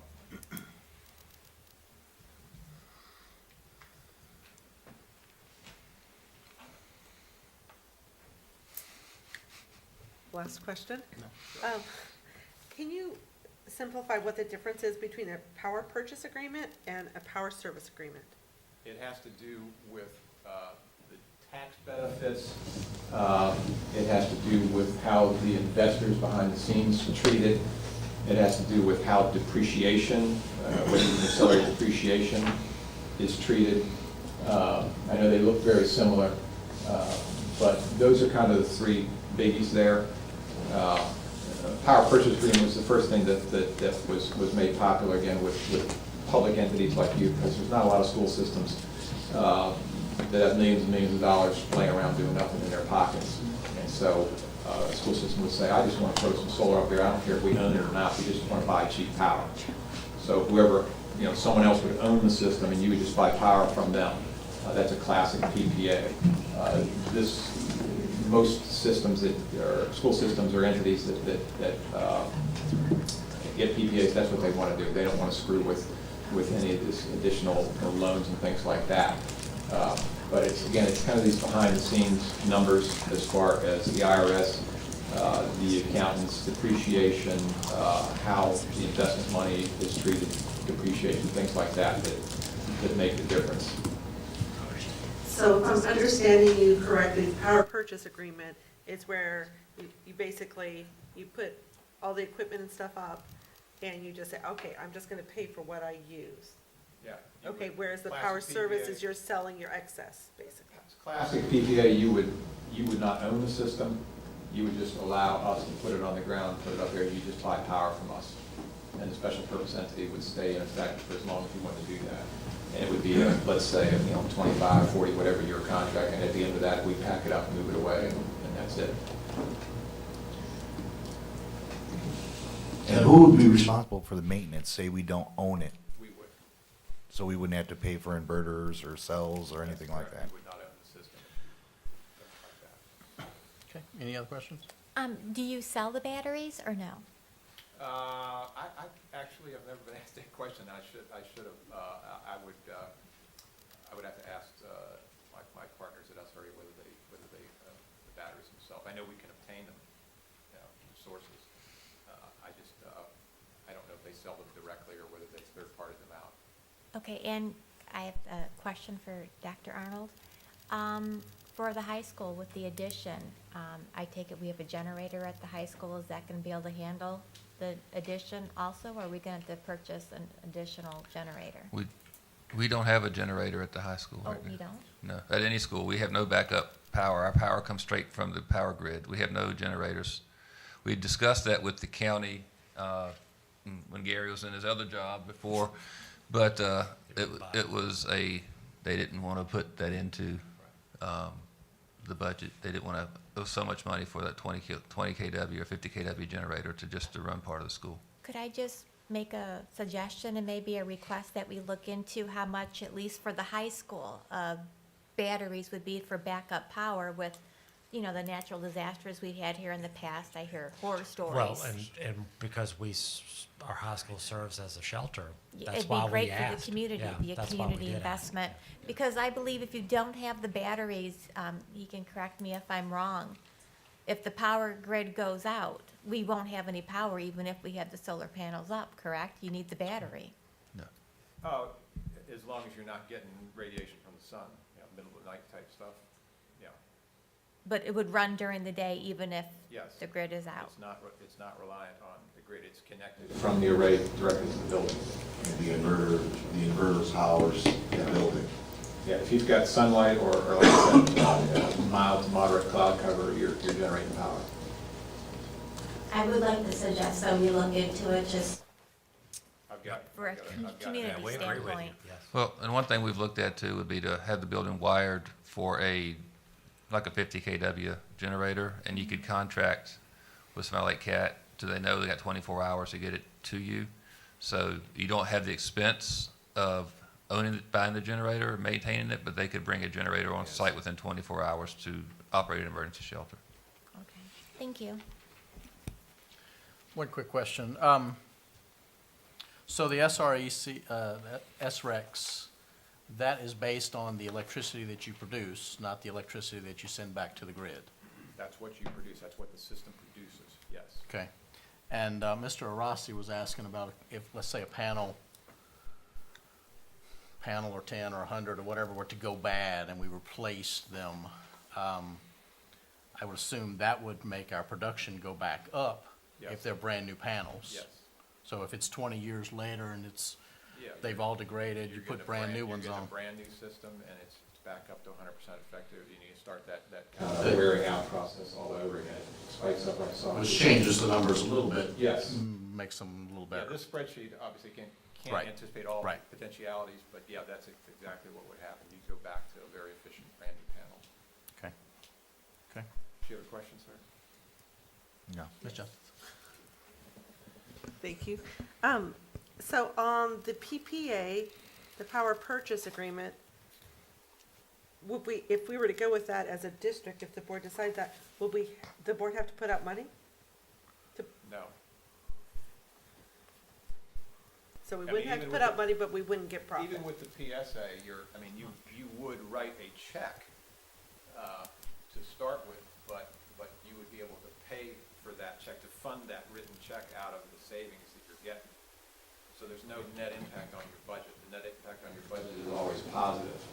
But the question I get is, would you actually physically have to write a check? Yes, at some point you would. You'd write a check to the special purpose entity for a payment, and that money would come out. But at the same time, you're realizing these savings and you're selling SREX back.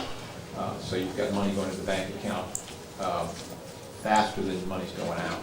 So both options require writing a check. Yeah. Okay, thank you. Can I ask you a question? Yeah, I was gonna say, what do you guys need from us? We've done a lot of legwork with them. and kind of in two different times. But we've picked it back up here recently. Do you need more information? Do you need? I mean, we're not asking for any commitment tonight. What I'm asking is, what do you need to move this ball forward a little bit?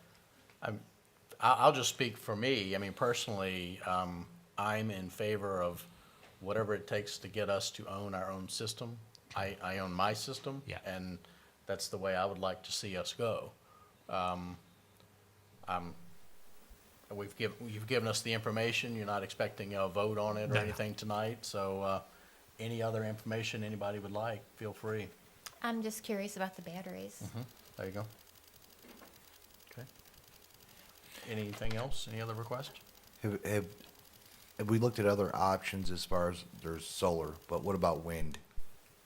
Is that something that's been discussed? For wind, you need, to make wind effective and profitable, you need an average wind speed across the board, 24/7, 365, of 6 meters per second, which you don't get in this jurisdiction. The parts of Virginia where wind works is either offshore, Virginia Beach, where they're putting a massive offshore wind farm out there, or up actually towards Bland County, some of those counties up approaching West Virginia, up in hills, where you got that squeezed wind effect coming over the Appalachian Mountains. That's where you get some wind down there. I've looked at the wind maps on that, and unfortunately Amherst doesn't. You can still put it up, but you're probably, it's not going to be money for you, because you got a lot of days with low or no wind.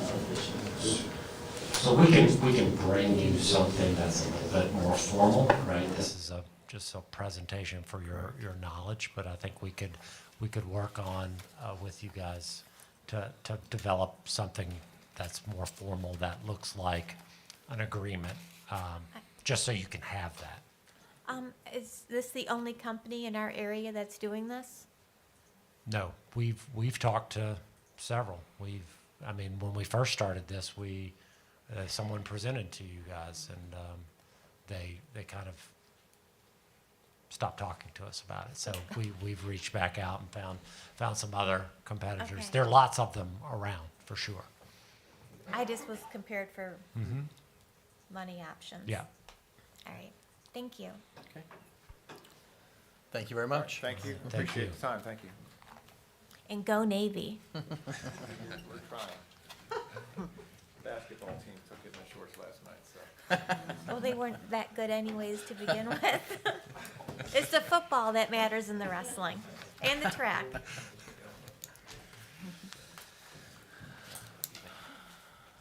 Okay, so I move forward to Dr. Wells. All right, so 6.02 is contact tracing and quarantine information.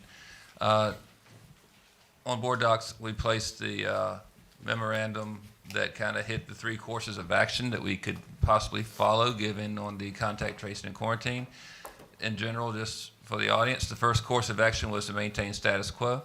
Second course of action was to contact trace with no quarantine. And what that would look like would be you would contact trace, you notify people of that there was a possibility that somebody was exposed, but you would not have students be quarantined and have to stay home. And the other option would be to basically do no contact tracing or quarantining. And so I'll be glad to answer any questions you may have regarding those courses of action, but we would, like y'all to have some, make a decision on which way you want us to go on that this evening. Board? Can I ask Question? what Dr. Wells suggests? Yes. So if you're asking for my opinion, Yes, sir. my opinion would be my personal opinion is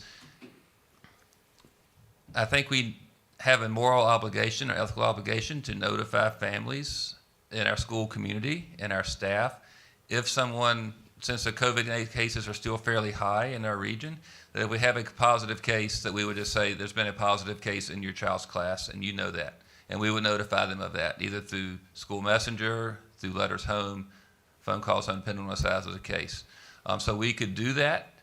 We could notify families. So for example, if I have a child in a class and their grandparents are medically fragile, and they're planning to go see their grandparents next weekend, but they go there, they don't realize they've been exposed to COVID or have COVID because they're asymptomatic, and they go there and they meet their grandparents, and then, God forbid, the grandparents catch it.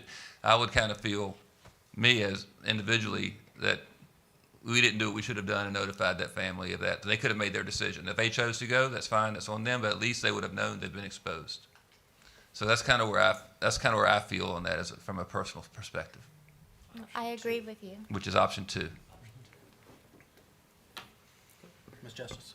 Thank you, Mr. Chairman. Dr. Wells, 2 questions. One, the staff that you use for contact tracers, what did they do before COVID? What duties? Well, some of those were us. So we did a lot of different things before contact tracing, and some of the building administrators and so forth. So we did hire some individuals under the ESSER grant for contact tracing. They were hired just to help us with contact tracing. So they weren't employees of the school system prior to. So if we did not contact trace, we would find other obligations for them to do for the remainder of the contract period we have, and then obviously they renew it. If we went with option 2, they would still be doing the contact tracing, but it would look different. You know, instead of having to go into a classroom and determine, since now we're not masked and other things are changing, our physical distance is kind of closer. So in a classroom, for example, since we're not masked and so forth, the person could be anywhere in the classroom walking around, so probably we'd have to say that whole class could have been exposed. So we'd have to notify that whole class of family, all the families in that class, as opposed to, you know, the 6-foot window for masking, not masking, and so forth, because we are relaxing some of our restrictions in the buildings. But so the contact tracing aspect would just be everybody in Billy's class and Dr. Wells's first period class, you may have been exposed. We'd make that phone call home, notifying families that may have been exposed. And then there'd be the family's choice whether or not that they, you know, take any different action or not, but at least they would know. So, yes, ma'am. Second question, is it possible with number 2 to add an opt-in or an opt-out to that information if there are families that really are like, I am past having this in my face, they opt out for that notification? Can we add that fairly simply? From our school messenger system, that would opt them out of everything. Oh. As opposed to just this one notification. So if I opted them out, they wouldn't get any other notifications because we can't set that school messenger system up to do that. As far as I know, I could ask our IT folks about that. But again, in some cases it might be a school messenger. Some cases it could be the phone call. In some cases it could just be a letter given to the child going home. So depending on the size of the exposure. For example, if we go back to having lunches in the cafeteria, and I have 300 students in first lunch at the Amherst County High School, and somebody tests positive, it's in first lunch, I have no way of knowing who that person was around in first lunch. So I'd have to send a school messenger home for Amherst County High School saying, anybody who eats first lunch, you may have been exposed today at lunch. Bottom line. But that would be pretty simple, That'd right? be pretty simple. Okay, thank you. Yes, ma'am. One more. Yes, ma'am. Sorry. In option number 2, it talks about quarantining those who test positive and are symptomatic. So they're symptomatic and they get a test, is that correct? Well, if they're symptomatic, we don't, just like if it's the flu, stomach bug, anything else, we don't want them in school. Exactly. So they should stay home. So they would technically quarantine because they're sick. Sick, okay. So there's no difference between unvaccinated or vaccinated? Correct. If they're sick, they're Good. sick. Okay, great. Okay. Since we're not quarantining, we would just, if you're sick. That's it? Yeah. Okay, thanks. Okay. Can I add one thing? Yes. This is just for our purposes. If you were to pass option 2, that you give us a little lead time, because when we talk about things like the cafeteria, a lot of our schools have used the cafeteria for other purposes because they've been so spread out, and so they're going to have to change schedules and change things. So it's going to take us a little bit of time to kind of work through those details with our schools. Go ahead. How long do you think our schools would need? Well, I think for the changing from contact tracing and quarantining to just contact tracing, we could kind of push that out within a week and give us a chance to push things out to parents. We could take parent calls and questions about what it means, what it looks like, and our staff to have them a chance to kind of go through, answer those questions. So if you get, I could do it within a week on that. As far as opening the cafeterias up, they may take longer because they may have to revamp some of their master schedules and things of that nature at the school level because how they have their schedules set up and maybe having to change some things around there. So the cafeteria aspect of it will be separate from whether we contact trace or go option 2 or don't go option 2. As far as getting them back into the cafeteria for meals, that may take a little longer because they have to readjust a lot of the school for that. But as far as whether we quarantine or contact trace or don't of those things in option 2, give me a week and I can have that ready to go. Could you give me a date for that? Whatever next Friday is. Next Friday's the day. Tomorrow's the 11th, so the 18th. So the following Monday would be the 21st.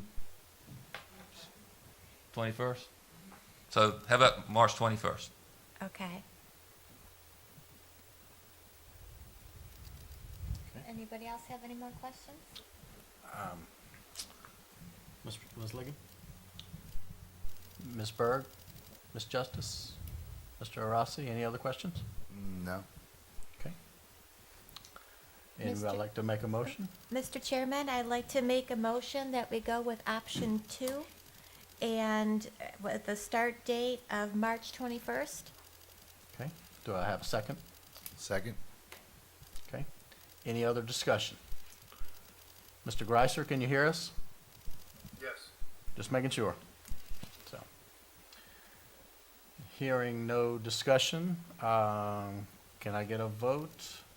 All in favor, say aye. Aye. Aye. All opposed?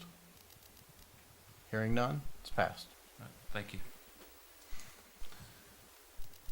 Construction update will be next on May 6.03's construction update. So, as you know, the Board of Supervisors has agreed to fund. I had one more quick question. Okay, yes, ma'am. Should we wait until our next meeting then to discuss the cafeteria? We're working. We're gonna working be through that. working on it. Okay. We had to wait until this happened because we didn't want to just, Well, I just wanted to put that out there because Yes, I know I'll yes. be getting phone calls. Well, as far as the and emails. cafeteria, if you'll just let us work through that with the schools, I don't think we need the board to vote to say use cafeterias or not. That's just a health mitigation strategy we put in place. So as we're looking through where we are, I think we can work through the schools with that as a staff and make sure and get that happening between now and spring break. All right, and thank you for everything you have done for us during this whole COVID thing. Thank you. It's really appreciate it. Yes, ma'am. Thank you. Ready for construction? Yes, sir, go ahead. All right, so construction update. As you know, the Board of Supervisors has funded the project at the high school, has agreed to fund the project at the high school.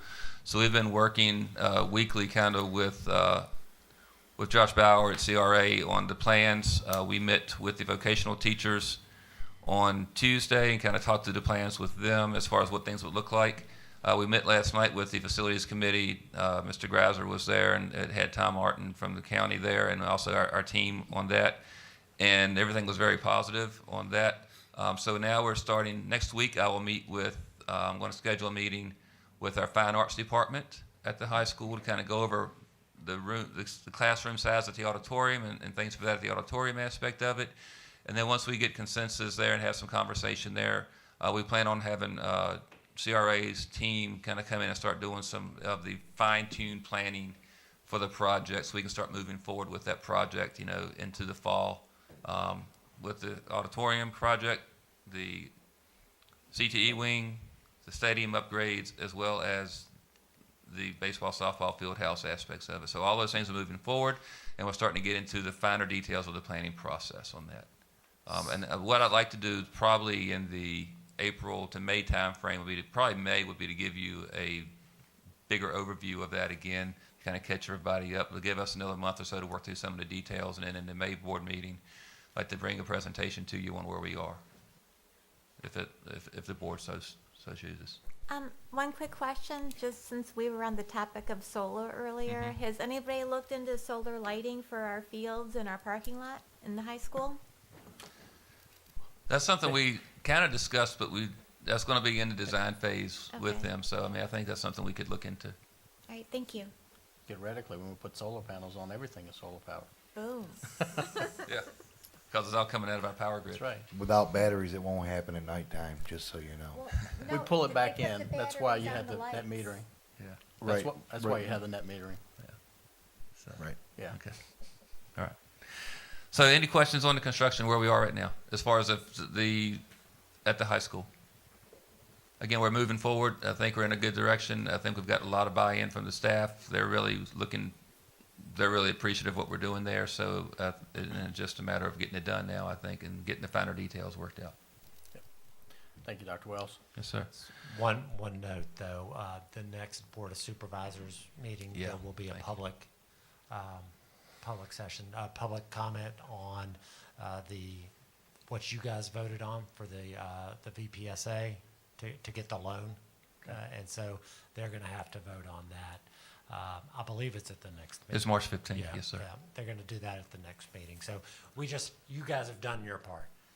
They have to do theirs on Tuesday of next week.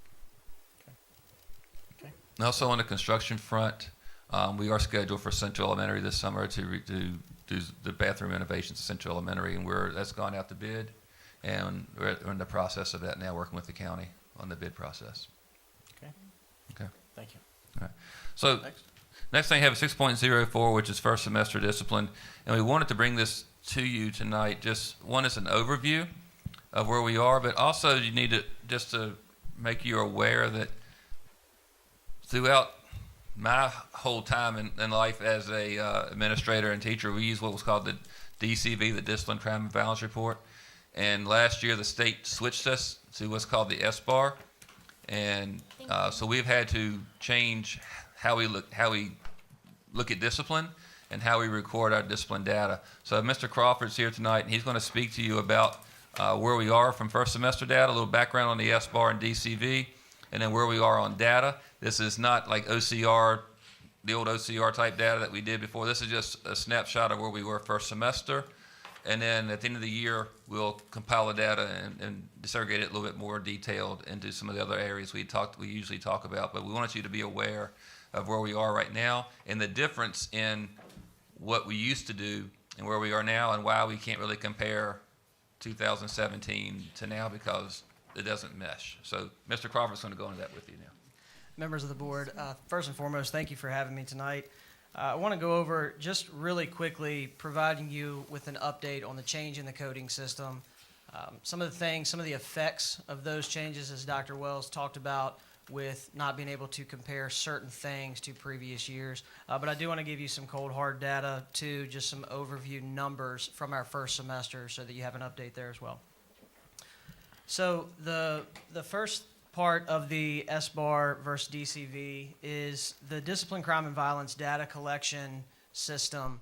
That was, like Dr. Wells said, they've been using that for quite a while in the state and in our division. So within this year, we've decided from the state level that the SBAR codes, which is the Student Behavior and Administrative Response system, will be put in place. That changes things for us at the county level because of those comparisons that we like to make with certain behaviors from previous years to this year, so that we can kind of track where certain things are. So we implemented this system in the fall of 2021. And in just a little bit, I'll talk about some of those steps we took to implement that in our school division and what we're doing ongoing throughout this year as well. So the next part is the chart. This chart represents one page of about 3 pages worth of DCV codes. And those are the previous codes that we used. And you can see with the underlined, bolden words, those are all of the categories that we used to have with the DCV codes. There's a lot of categories. And if you look at that as one page of 3, it becomes a lot more. So what the SBAR codes are going to do, and what you'll see on the next page, is that it will lessen those categories into the 6 categories that you see here. The one thing that I do want to point out on the previous page is where the circle is around those behaviors. Those are what we called the D codes under the DCV codes, which would be disrespect, defiance, and disruption. And there's 2 things about those codes. Number one is they're very broad. The term disrespect could it could mean a lot of different things, and it could mean a lot of different things to a lot of different people. So what you're going to see with SBAR is that it drills it down to the specific behavior more so than just a broad disrespect. Students will be able to notify them on the referral and with the code that we're using what their specific behavior was instead of just a broad disrespect. The other thing about the D codes is that they are very subjective, and so what that means is that what might be disrespect to me might not mean the same thing to you. And if you think about a student, you say we have a student at the high school that goes to 4 different classes a day. They interact with 4 different teachers. They probably interact with the cafeteria personnel, a bus driver, an administrator, instructional assistant, so on and so forth. And everybody thinks of disrespect as a little bit differently, so that's what makes them so subjective. So the categories of SBAR are broken down into 6 parts. The first one is the behaviors that impede academic progress of other students, or BAP codes. The category B is the BSO, which is behaviors related to school operations. Category C is the RB codes, or relationship behaviors. Category D would be the BSC codes, which are behaviors of a safety concern. And then category E is the BESO codes, or the BESO, which is behaviors that endanger self or others. And then the last category there is the PD, or potentially dangerous codes. I'll provide you with a few examples here in just a second when we look at some of the numbers. On the next slide is a snapshot of the relationship behaviors. And the reason I put this one on there is because of what I was just saying with the term disrespect. Disrespect could mean very many things. And under the DCV codes, we just had the code D1C, which was a disrespect. With SBAR, what you see right there are 5 different codes that we can use that previously, under the DCV system, would have probably been rolled into the disrespect code. So when we talk about not being able to compare specifics from previous years to this year, that's what we're talking about. When we look at the D1C codes from previously in 2019, 2020, 2018, 2019, that's not going to tell the whole story, whereas the SBAR codes that we have here are more specific. So like the first one there, RB6, speaking to another in an uncivil, discourteous manner. I could have been walking down the hallway and just said something that I probably shouldn't have said to another student. I would be given an RB6 because I spoke to them in an uncivil, discourteous manner. That's different than teasing them. And so what SBAR does is that drills it down so that it's a little more specific in the code that we're using instead of the broad overview of just a disrespect. On the next slide, it just explains essentially what I just said about the D1C codes not being able to be compared to what we're doing right now. So typically at this point in the year, and those of you that have served on the board for several years now, you know that you get kind of data overload with a lot of the codes that we have used, and you can compare it to previous years and look at certain behaviors. And although we can do that with certain things, we can't do that with everything. And the prime example there would be the D1C, the disrespect, and simply breaking that down into all of the different RB or the BSO codes that it falls under. So on the next slide, there's some numbers here, and these are all of the first semester incidents for Amherst County Public Schools, and that would be both elementary and secondary. So the BAP, behaviors that impede academic progress, there were 160 of those in our school division, and the majority of those would be disruptions or tardies. The disruptive piece, that can either be inside the classroom or outside of the classroom. So for example, those codes would be BAP 1, BAP 2. The BAP 1 would be inside the classroom. If a student does something that disrupts the classroom there, he would be given a BAP 1. If they're walking down the hallway, banging on doors or anything like that, that would impede the academic progress from outside of the classroom, that would be a BAP 2. So that was the majority of the BAP referrals that we saw. For the BSC referrals, there's 261 of those. That would include vapes, bus referrals, and horseplay. I can tell you from the division standpoint, compared to 2019-2020's first semester, our bus referrals were way down. So, very proud of our students, but very proud of our bus drivers as well for what they're doing to build those relationships back with those students who may or may not have ridden the bus last year, or at least didn't ride it very often. So those numbers are down. The BESO referrals, there were 40 of those, and typically those were your fights or different threats. For the BSO referrals, there were 390 of those. So between the BSO and the RB referrals, which were 465, a lot of those are going to be typically those D codes that we talked about earlier, which would be your disrespect, defiance, disruption, things of that nature. For the BSO codes, you had defiance. Cell phones are still a big referral, especially at the secondary level. And then the AUP, or the acceptable use policy. One thing I want to say about the AUP violations is that we've given students Chromebooks. Now they have access to internet, they have access to a Chromebook, and they take them home with them. They typically have access to their email, their Google Drive, everything around the clock. So there's more time, there's more accessibility that they have now, and so that's why you're going to see a slight uptick in those violations, and we have seen some of that this year. For the relationship behaviors, the disrespect, profanity, defiance, so typically those are your D codes as well that fall in there. And then your potentially dangerous, we had 2 of those as well. And the potentially dangerous, those are the ones that we have to report to you, and then we report to the state within 10 days. So the ACPS total, there was 1,318 incidents first semester. And I put the student population of Amherst County Public Schools at the time. It was 3,987. So if you think about that, that's roughly 1 incident for every 3 students. So on the next slide, I explained that a little bit by showing you the number of students in our division that have 3 or more referrals. And there are 150 students across the division that have 3 referrals or more from first semester. So when I say there's 1 incident for every 3 students, that's what the numbers show, but that's typically not the case because we do have some repeat offenders in there as well. And you can see the numbers there by school. I grouped the elementary schools as 1 because there's so few. On the next slide, this is your elementary school suspensions and in-school detentions. Obviously, these numbers are going to look very different than our secondary schools, and there's reasons for that. So one of the things is that the consequences that we give for certain behaviors are age appropriate.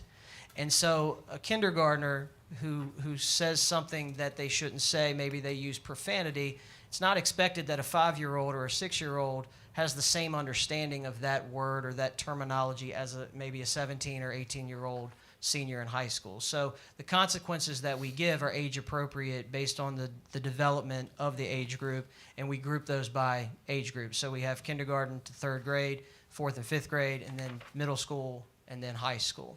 So you had 14 out-of-school suspensions there, and the majority of those suspensions of elementary school students result from some type of reckless behavior, or it might be some type of physical contact with adults or other students, profanity, things of that nature, but mainly that reckless behavior that kind of leads to that out-of-school suspension. The ISD that we give typically in elementary school is your unwanted physical contact, so that might be your physical aggression of some sort there. I do want to note that the majority of the elementary school referrals result in typically your younger ages. They result in warnings or parent contacts, administrative conferences, and then loss of recess. And I can speak to that as the principal at Temperance Elementary School. When you take recess away from a kindergartner, sometimes that holds a lot more weight than suspending or giving them in-school detention. So that's where a lot of your elementary school referrals will come from there as well. On the next slide is the suspensions and ISD from the secondary schools. I do want to start with the bottom right there, which is the Alternative to Suspension Center. Those numbers that you see there, the days of ASC, 329, the events, 144, and the students contributing to those events, there's 104. Those numbers are built into the top part for the ISD numbers. And the reason we do that is because across the state, not everybody has an Alternative to Suspension Center. And so when we report things in incident management, which is in Power School, the system that we use to report to the state, there's not an alternate or an Alternative to Suspension code. So we have to use the in-school detention code. We do not use the out-of-school suspension code for that because they're not out of school, they're still in school. So those numbers at the bottom are built into those top numbers.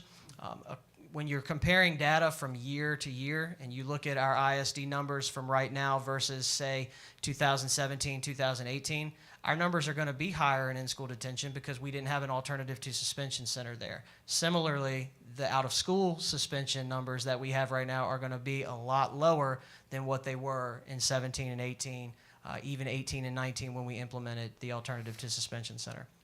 And then your out-of-school suspension is over there on the right as well. We had 77 events that led to out-of-school suspensions, 67 students that contributed to those events, so we did have some repeat offenders. And then the total number of days is the 437 there. And I will remind you that the majority of things that we suspend for now, since we have the alternatives to suspension center, are going to be your 5 to 10 day suspensions, which are your more major offenses. A lot of your minor, formally suspendable offenses like tobacco use, vapes, physical altercations, verbal altercations, things of that nature, we don't suspend for those. We send students to the alternative to suspension center now. So that's why that number, that 437, may seem like it's high for only 67 students, but just a reminder that a lot of the suspensions are 5 to 10 days now. On the next slide, these are the suspendable offenses that we saw this year during the first semester. The first part is fights and assaults. We did have 43 incidents that led to fights or assaults. We had 9 weapons, 6 drugs and alcohol, and then that other, the 19, we had several that had 1 or 2 incidents, and a lot of those were threats, inappropriate affection, obscene literature, vandalism, things like that. And so there was quite a few of those, and so we grouped them into the other category there as well. And then finally, the division discipline actions and review. We had a bus driver discipline training back in the fall. I think bus drivers were very receptive to that. We got a lot of feedback. We actually had an exit ticket for them to fill out after we finished with the training, and they provided us with great feedback, things that we needed to know too from the buses. And so we took that into account. We actually made a few changes in terms of communication with the bus drivers. So I think that's helped, and I think we see that now with the number of bus referrals being lower this year than they were 2 years ago. The initial administrator training took place in the fall of 2021. All administrators that handle any type of discipline had training in incident management, which is a new system for us in Power School. The administrator incident management training that's ongoing throughout the year, this is a new system. So we're still learning this system. I can tell you the state is still learning this system and seeing some of the bumps along the way that we're seeing as well, and some of the changes that are made. So it's ongoing in terms of inputting data, making sure that data is correct, and making sure that when we submit it to the state, everything is correct there as well. The consistent review of incident management data, that's ongoing. I'm in incident management every day just about, and I know that Kevin Harrison here at the central office as well, he submits reports regularly to the state, and it pops it right back with a number of errors that we might have had that may have been clerical. It might be that somebody clicked the wrong button or put a discipline code in the wrong spot, things like that.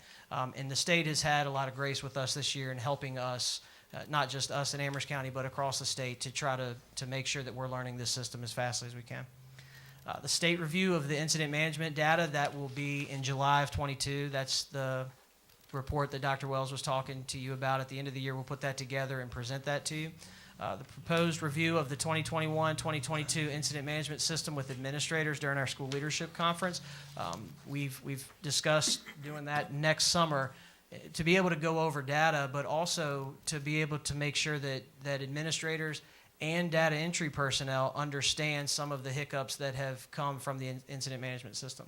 And then finally, our VTSS teams. Our VTSS teams at all the schools use this data, and they look at discipline data, and they try to see what is causing these repeat offenders, these students that have 3 or more referrals to get these referrals, what is causing overall in the school certain things to happen. And so then they put plans in place, teach lessons and things of that nature. So they do use that data as well. So I'll be happy to take any questions that you have.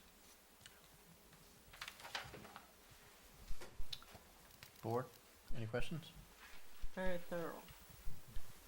It's a lot of data. Yes, sir. That's just the tip of the iceberg. Well, this is one of my projects, that I really keep up with that, and pay close attention. Now that we do these other things, I'll be watching this more. So the suspension center is still proving to do what we said we hoped that it would do. Yes, ma'am. Deter and change the mindsets of people. That's what it's supposed to do. Yes, ma'am. Board, any other questions? Okay, hearing none. Moving on. Okay. Dr. Wells? So the last thing I have are the February suspensions, and that is on board docs, and we can discuss those, but those are individual suspension cases. So if you have any questions for that, I'll be glad to try to answer. All right. Board, any questions? Okay, hearing none. Thank you very much. Moving on to 7.0. Good evening, Mr. Chair, members of the school board. Before you tonight are your financial reports through February 2022. You have the local revenue received for the month, as well as the revenue and operating expenses, as well as also the child nutrition revenue and expenditure report. We have been monitoring everything. The revenue has been coming in as expected. Our expenditures have been within budget, with the exception of those items that we continually talk about. We are still looking at the utilities. We are starting to see the heating with the weather starting to get better. That's going to come down.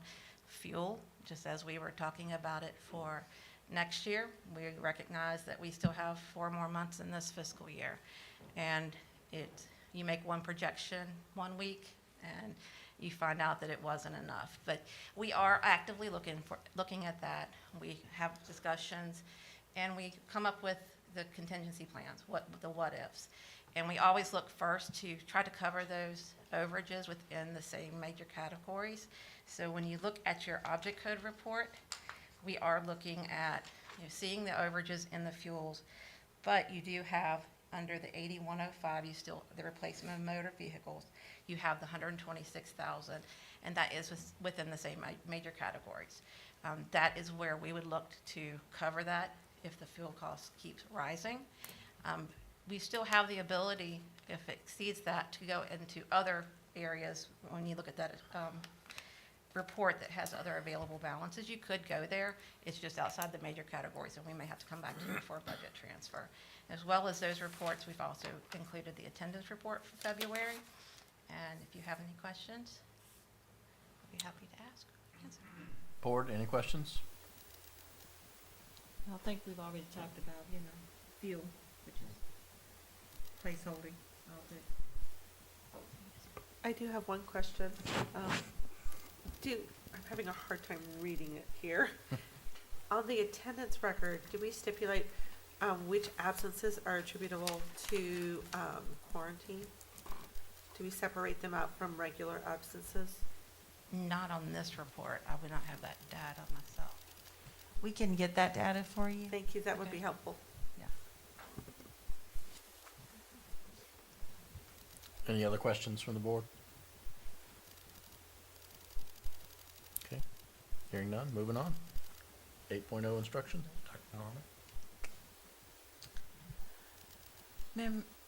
Mr. Chairman and members of the board, I'm bringing to you tonight the MAP growth assessment data, and for those that are just currently on our board, I'd like to go ahead and review with you just what that specifically is, so you kind of have an understanding of where we are in regards to learning loss and how we're supporting our kids in regards to that.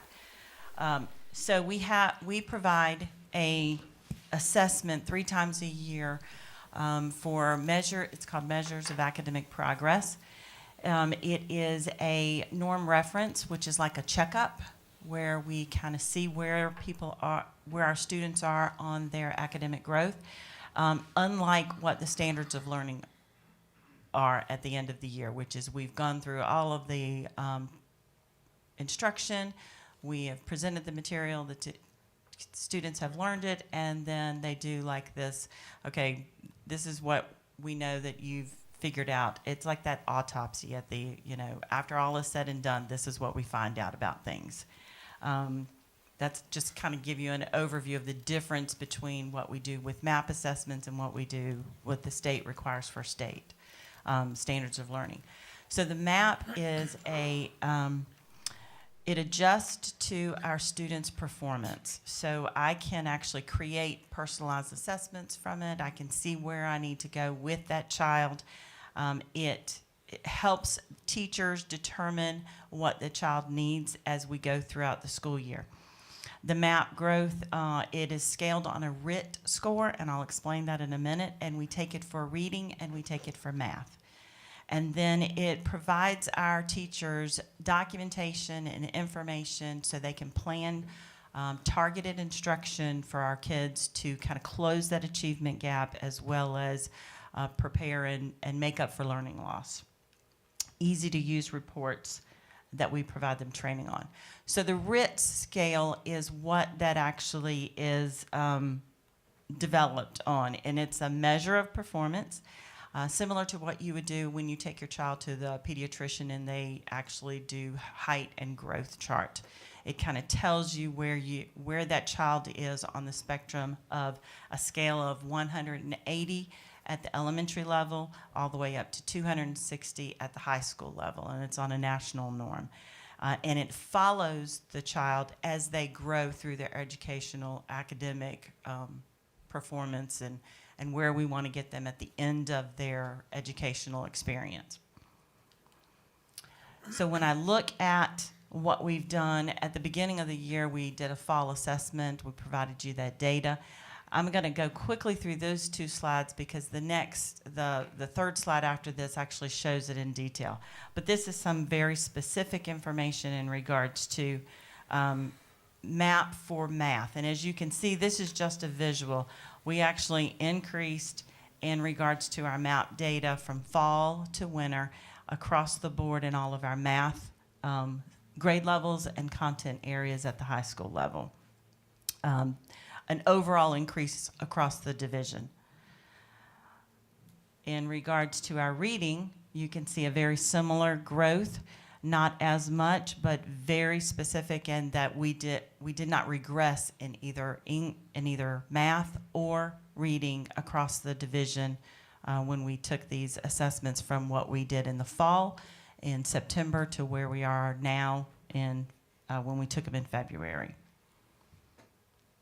The next pretty much shows you specific what we're talking about. So those little charts and graphs, this is where it gives you the actual number for the RIT score.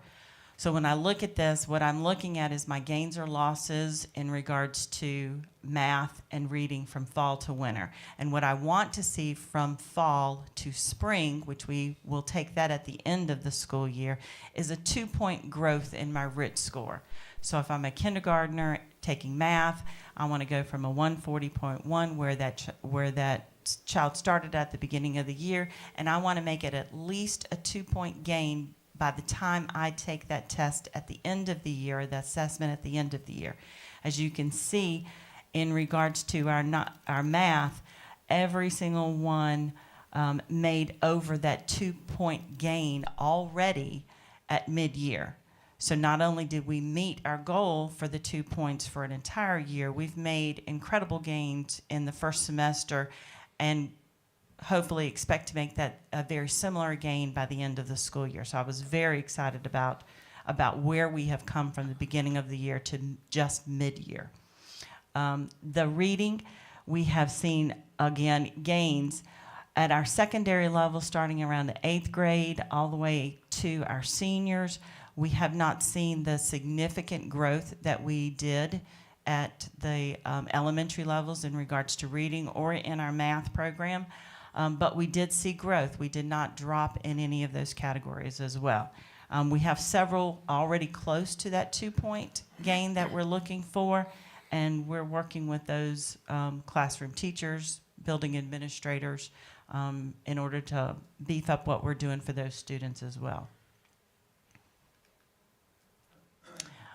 When we look at where we are and what we need to do, so some of the takeaways from just this mid-year data, because this is just a snapshot for you. We, of course, positive growth, K through 12. I'm very excited about what we've done both in math and in reading. I would say that at the division level, 63% of our students showed that increase in their RIT score. So if I took all the students in the area of fall to winter in reading, 63% of our students across the board made gains already, over the 2%. The majority of them have made gains, but these are ones that we're calculating already that have met the goal by the end of the year, and they've done it by mid-year. When we look at math, because that showed our largest increase, that was a 74% of our students already who have made that 2-point gain, which is phenomenal, actually. When we do this, we take this data and we make sure that we don't just use this data. So it's triangulated with everything else that we bring to the table. Our SOL growth assessments that we did for the very first time this school year that were required by the state. We've taken PALS data, VKRP data, common assessments that are created by our teachers in the classroom, and we look at all of that as well as our attendance data, because if children aren't sitting in the class in front of the teacher getting quality instruction, how can we help them improve and how can we make up for that learning loss? So we want our kids here. We want them to be in the classroom with that instructor so they can make those growths.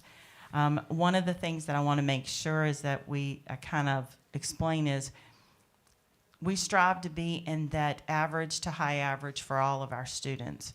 Right now, and when we review our data in mid-year, 72% of our students in math are already in that average to high average, with 28% below.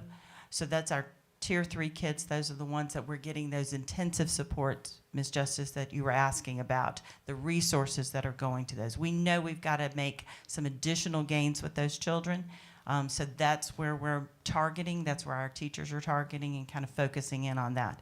That's for math. In reading, even though we showed that slump in our secondary, 78% of our students right now are average to high average, with 22% below. So again, those intensive supports are going to those children that are in that 22% that are below. And I will tell you, our teachers have worked diligently. Our instructional specialists have worked very hard, our supervisors, our administrators, to provide teachers, students, families, the opportunities and the resources and supports for this. And I will give a shout out to Ms. Jill Gwill, who compiles all of our MAP data for us for the division and for each of our schools, so they have that readily available for teachers to use in their PLCs when they're talking about individual students and what they need. In onboard docs is also very school-specific data. I do not present that to you. That is for your information. If you want to look at a specific school at a specific grade level to see what they're doing, that data is there for you. That is what we give our schools so they can have a jumping off point to talk about what needs and supports that they need. And I'll answer whatever questions that you may have. Dr. Norman, can you put that slide back up with the chart? Yes. Yeah. Can you scroll down so we can see the chart? Oh, I'm sorry. So, if you're looking at the gain loss for reading, when you started about fourth grade, well, third grade, I guess, it looks like it's just trends off. Downward. I mean,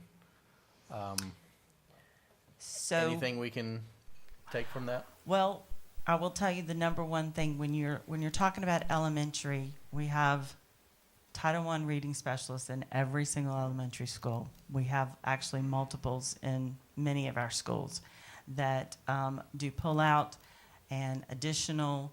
If a child is ID'd at below reading level, they get intensive supports in addition to small group instruction and what the teacher provides. So we have that already in place. It's been in place for a long time. We've tweaked that since the pandemic to make sure we're providing supports. When you get to middle school, that's where we do not have those specific reading specialists attached to each of the schools. We have created based on moving people around, supports this current school year to help with that in regards to our middle school and our high school.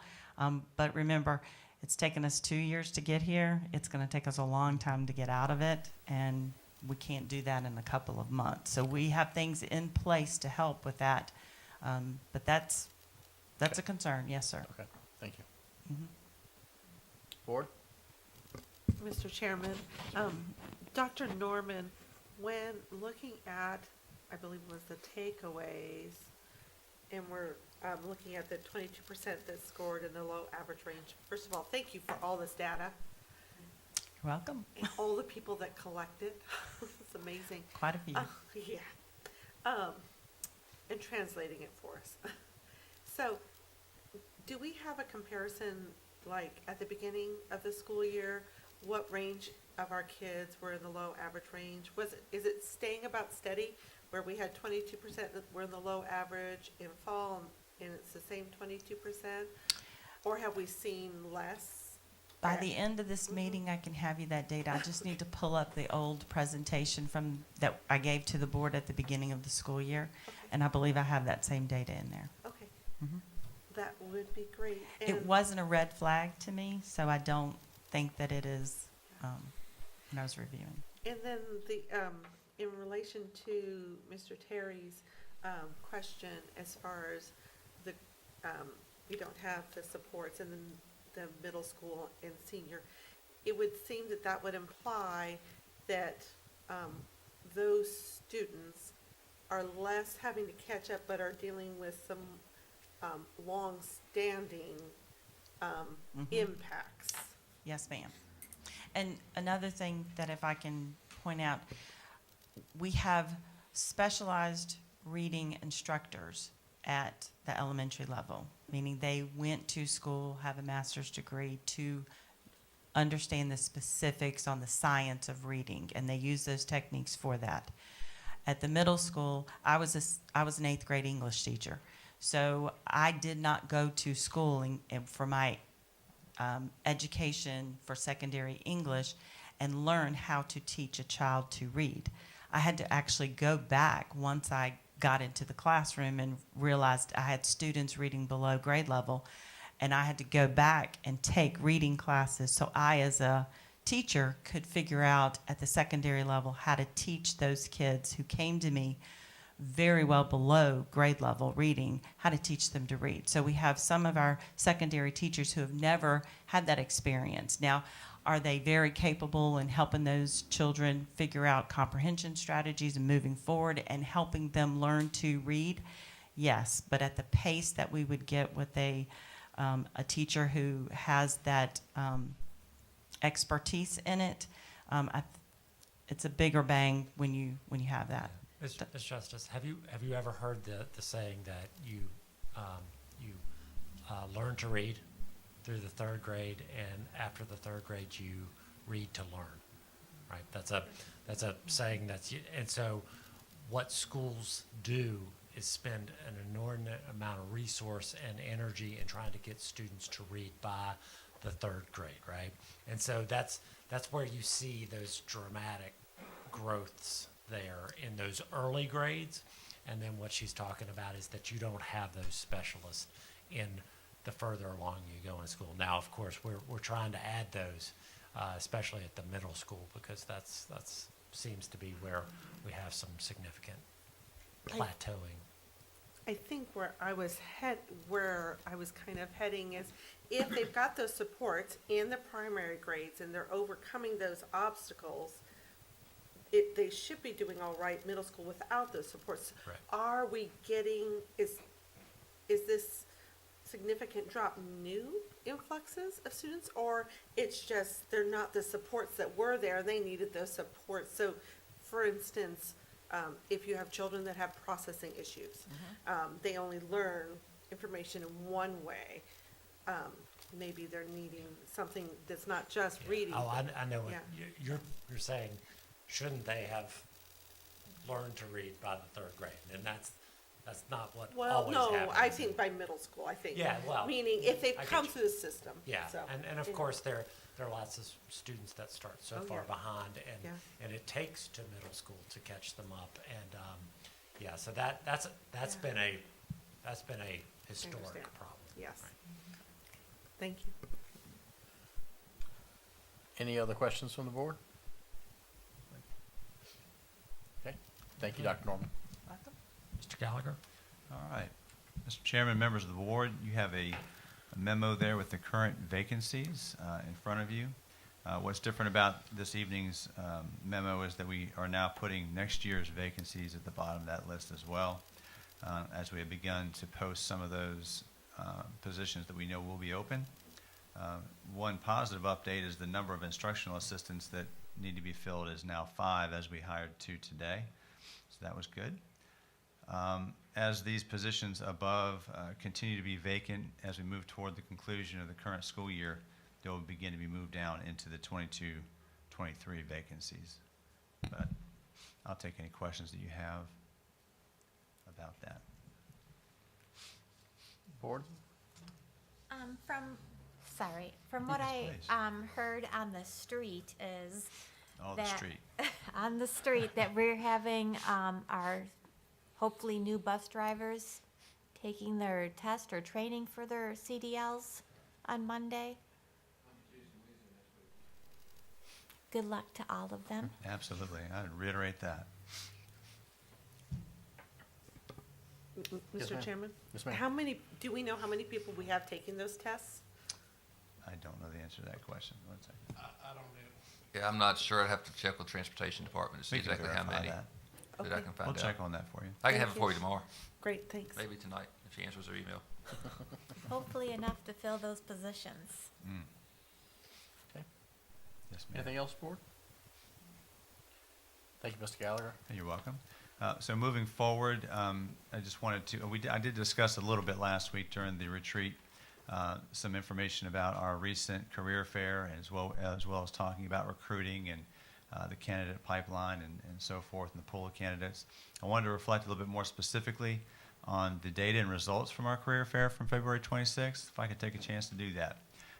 As we talked about, we did have a meet and greet that was very positive to begin, to get a chance to meet some of those candidates. We had 13 teacher candidates participate in that, and Dr. Arnold and Ms. Smith and Dr. Wells and myself, we all participated in that process. In total, we had 48 total interviews conducted that day. 8 different endorsement areas were represented of the candidates, 16 colleges and universities represented, in 6 different states. So we had candidates from California, Georgia, Nebraska, New Jersey, Utah, and of course, Virginia. We had many exceptional candidates identified by the interview panels, and those panels were all of our principals and other administrators who took their time on that Saturday to participate. We've hired currently 3 teachers from the group that we've interviewed that day. We also have 1 offer on the table, so hopefully by tomorrow we'll have 4 hired. And just to make note, there are still several others who were a part of that process who we have highly rated, and so as positions become available, it's very likely others will end up being hired from that group who participated on that day. So it was very positive. I do want to thank all who participated in that career fair. We did have building level administrators who were the main part of the interview panels, some division level administrators, 3 faculty members who are pursuing leadership endorsements. We do like to grow your own in that respect as well. There were 4 elementary interview panels in total, with 3 to 4 participants in each, 3 middle school interview panels, and 3 high school interview panels. And that was on a Saturday, so I just reiterate my thanks for those folks for taking that time. I do want to thank Ms. McNerney in the HR office for the advertising and coordination of the fair as well. So as you can see, we've already hired several excellent candidates from that group, and we hope that we'll bring others onto our team here from that process as well. I think the career fair that we promote and run here is very valuable to us. Just one little piece of the bigger picture of recruiting that we do. So I will take any questions if you have any. Board? Yes, sir. Yes. Thank you. Go ahead. Looking at the board memo vacancies, the people that I believe you said you hired, are those out? Have they already been basically subtracted from what these positions are?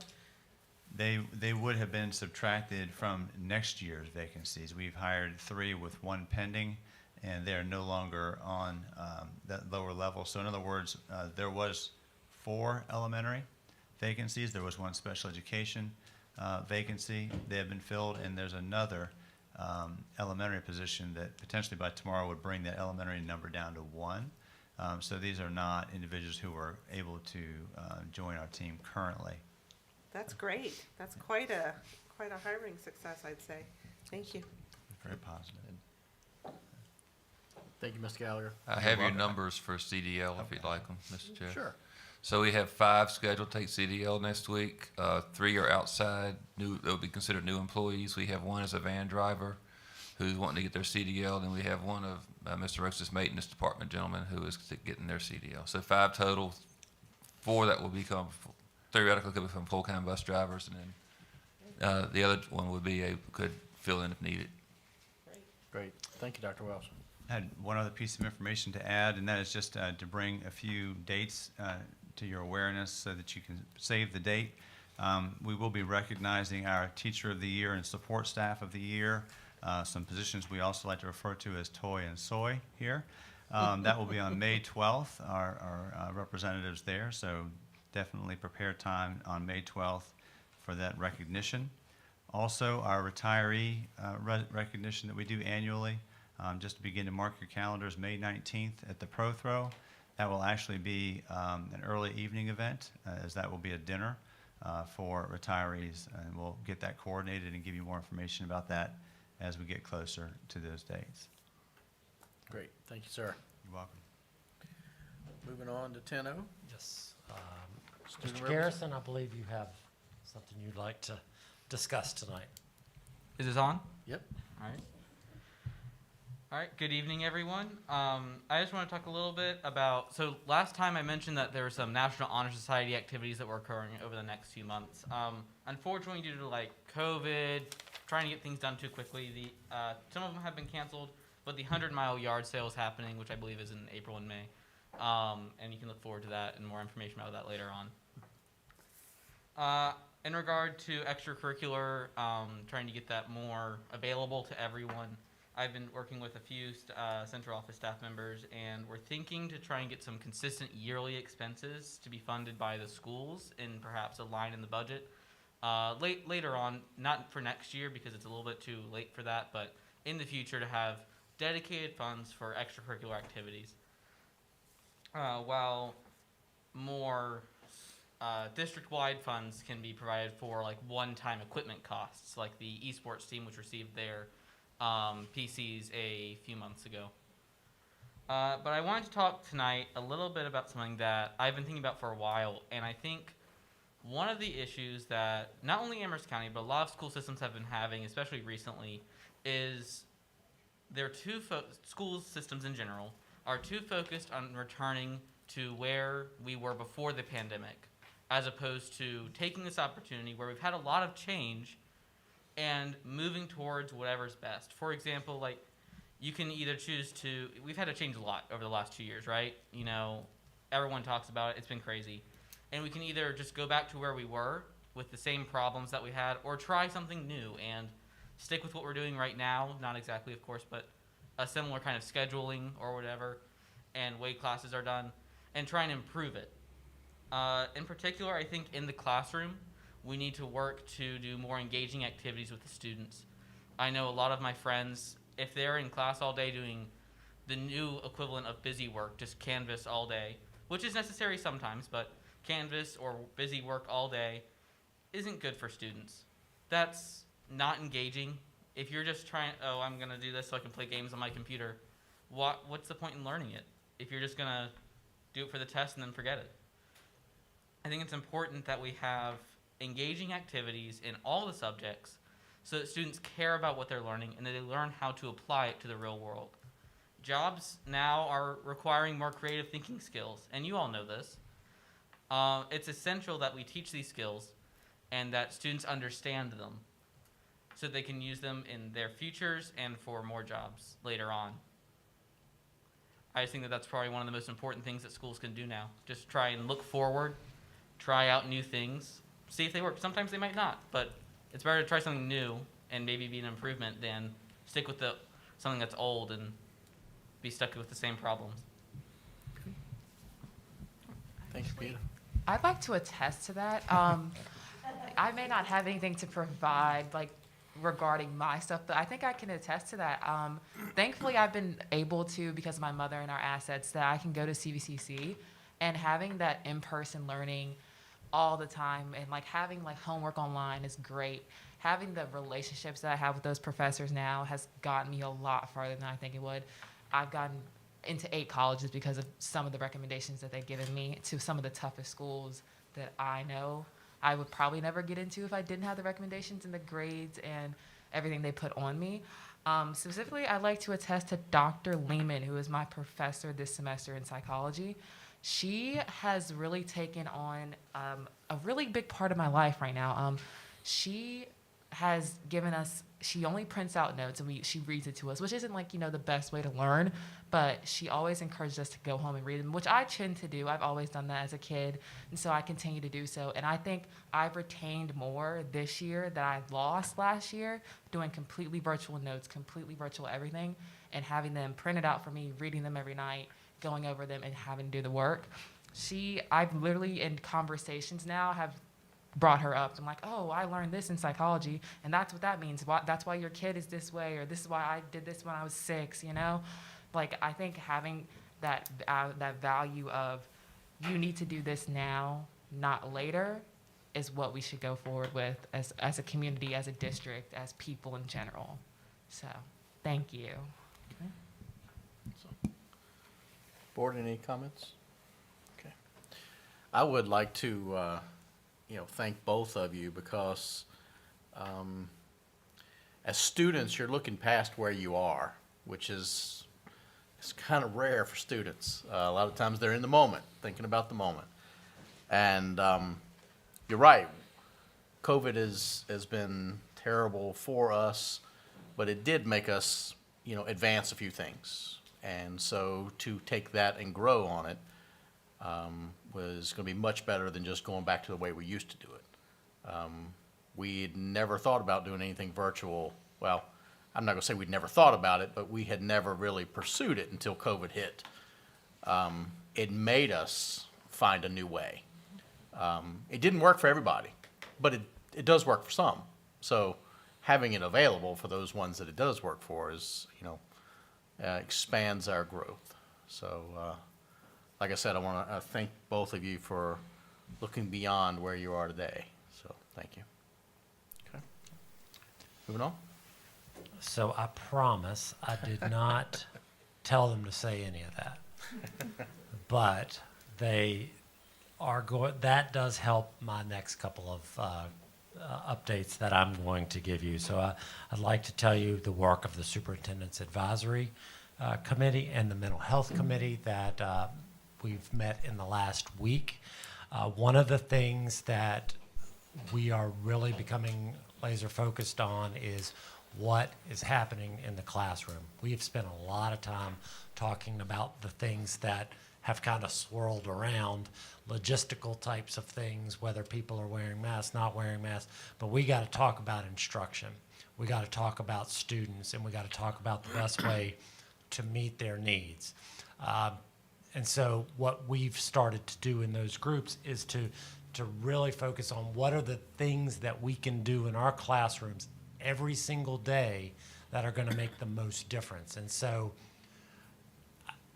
those that were here and have heard about VTSS, you'll understand this, but I'm going to try to kind of explain it. Every school, the school could be broken up into like a pyramid. The largest section of the pyramid we call Tier 1. 85 to 90% of the students. If you get Tier 1 level support, so your classroom instruction, 85% of your school should be learning with good Tier 1 instruction. Okay. Those that need extra supports then become Tier 2 and Tier 3, and so those are much smaller groups of students. What we're dealing with now, obviously, is that there are more students that tend to be in tier 2 and 3 because of some learning loss. And so what people talk about is, we got to do more remediation, we got to do more tutoring, those kinds of things, which is not wrong, but we need to focus a lot of our time and energy on the place where our students spend the most time. And that's in that classroom with their teacher. They're there all day long. And so we have to make sure that that type of instruction in the tier 1 is powerful, right? So we can bring those numbers down to much smaller places where we can actually work one-on-one with some of these students that actually need tier 2 and tier 3 types of support. So they're working right now on what it might look like in a classroom in Amherst County, whether it's in kindergarten or 12th grade. There are large concepts that every classroom should have, right? It doesn't matter what grade level you are, what school you go to. If you go to Amherst County, you should be expecting this type of instruction in your classroom. It starts with the type of relationship that's in the class. The next part is the type of instruction that Peter was talking about, that is engaging, that is hands-on, that is relevant, that, you know, there's a reason why I'm learning these kinds of things. And then the last part is what we actually expect students to learn, the outcome. So we're doing that work right now with the Superintendent's Advisory Group. The mental health group, they're working on that mental health plan that we had talked about, the comprehensive mental health plan to provide supports to our students. But as they look at this classroom, they need to start thinking about how relationships are built. So that's how they're supporting that work in the classroom. But it's you know, our administrators are going through this. Our Dr. Norman's staff is going through this. And once we get the superintendent's advisory, we're going to start working out towards the larger staff. Obviously, this is not we can get this done right now this year, but hopefully by the beginning of next year, we can get folks on the same page and start to really talk about and do what Peter's talking about, is really getting our students back engaged and involved in the learning, so we can get back to where we were in 2019 when we were talking about getting students prepared, the 5 C's, the innovations, things, all of that stuff is still sitting out there. It's just, we got to get back to it. And I think that some of the changes in the COVID have helped with that, right? We're starting to see the ability to move forward. And so now that we're doing that, we got to focus on the students in the classroom. So those are the two things that's what those two groups are working on right now. Certainly can answer any questions about them. Great. Thank you, Mr. Chairman. Dr. Arnold, in your Superintendent's Advisory Committee update, what would you say are the top 3 things that you guys are seeing as needing to be implemented as a committee?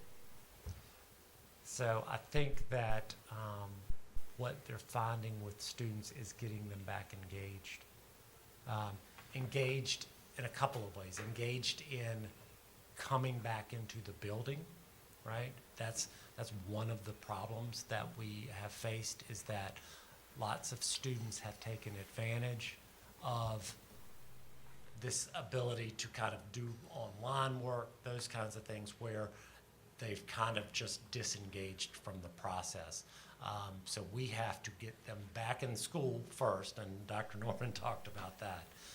The second is, once they're in the classroom, to get them to engage in the coursework, right? When you're disconnected from it, it makes it much more difficult to get back into that pattern, that habit. And so those are a couple of the things. And then let me think about the third one. Anybody behind me have? I think those, and clearly then the third one is just that you have teachers that are teaching a subject or a grade level but they're having to go back and get information from subjects or grade levels that they don't teach, right, to help kids move forward. So if you're in the 4th grade and you have a bunch of kids that really didn't get all the 3rd grade materials or the 2nd grade materials they need, teachers are having to spend a lot of time and energy and resource trying to, and we call it spiraling, going back and picking up concepts that might not have been completely learned. And so those are all things, but I think those are all things that are part of really good teaching. And so I think we're going to get there. It's just we have to focus on it. Is that something where volunteers helping to relieve some of the things that the teachers don't really need to focus on as much? So I think that was part of, you're right. Good. So I think that was part of what the superintendent's advisory group was talking about. That's why the idea of the volunteers came up, is that there are certain administrative types of tasks that are required to get a school day completed. In the best of times, that kind of has been spread out across schools. Teachers do some of those things, and administrators do them. But because there's such a premium on the instruction now, it is going to be important for us to get more people in the building to kind of take some of those responsibilities off of our teachers so they can really focus on the classroom. Thank you. Now, I know, that kind of work is not everybody's saying, but your video out here with them and playing in the river and learning the stuff, the hands-on, I wish more people could take advantage of that kind of thing.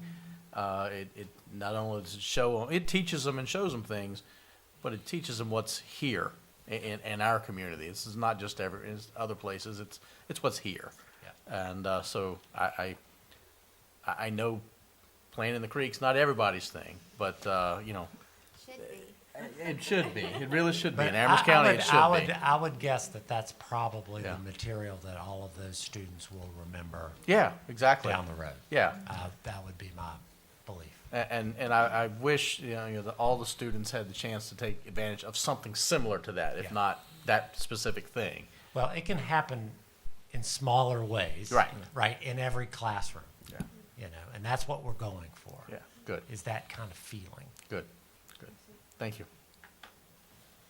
Okay, next item is public comments. So there's been discussion, Ms. Berg brought up the ability, because I believe it was 3 years ago that the board decided to take public comment out of the back of the agenda because no one was speaking. There is a desire to look at that again. So we want to bring it back here tonight. We can answer any questions about that. Y'all can discuss that, but I wanted to make sure that, and there are several things that we need to talk about with public comment, but this is just the first one. So I will, since Ms. Berg, you brought it up, you might want to speak to it. Ms. Berg, you want to start? Yes, I just wanted to say that I've had a lot of our community members, parents and caregivers and just people concerned about what's been going on with the school. And I think that having our school board meeting run one way and then the board of supervisors run a different way is confusing for them, and they feel like we're taking their voices away where they can't express comment at the end of the meeting after hearing what we discussed. During the meeting, they have to wait another whole month sometimes to actually speak about what already happened before, where they would like an opportunity at the end of the meeting. I think it would, they think would be more transparent, you'd have more input. I just think it's a good idea. Okay, anyone else? Yes, Mr. Chairman. Yes. I don't think, well, at least from what I've heard, it hasn't been getting rid of public comment at the front, but just adding a small one at the end. No, that's So you'd still have the front part, and then those who wish to respond to what they've heard can speak at the end. Yeah. And that's what you used to do. Okay. As a board, you decided not to do it. And so now you're talking about putting it back in. So that's completely up to you guys, how you want to do it. I would suggest, though, that because like everything else, you want to give time for folks that, and especially with Ms. Thompson not here, to be able to consider this, this issue and bring it back and then vote on it. You would want to, unless you want to do that tonight, but we don't want to bring things to you and say, we want you to vote on it tonight. We want to give you time to consider all the pieces to it. Okay. Now, I will admit, if you have somebody who comes and speaks at the beginning of the meeting and then does wait around their 3 hours just to say the exact same thing again, I will be one of the first to tune out. I mean, I've already heard it once, so I'm not gonna want to sit attentively and listen to the same berating again. So Well, that's it's not always going to be berating, though, either. It's anybody who's going to wait around that long is here to berate. not if something happened during the meeting that they wanted to comment about. And that's true. That's true. Not everybody, but Be a little positive, Chris. yeah, I'm confident about that. So, what do you need from us tonight?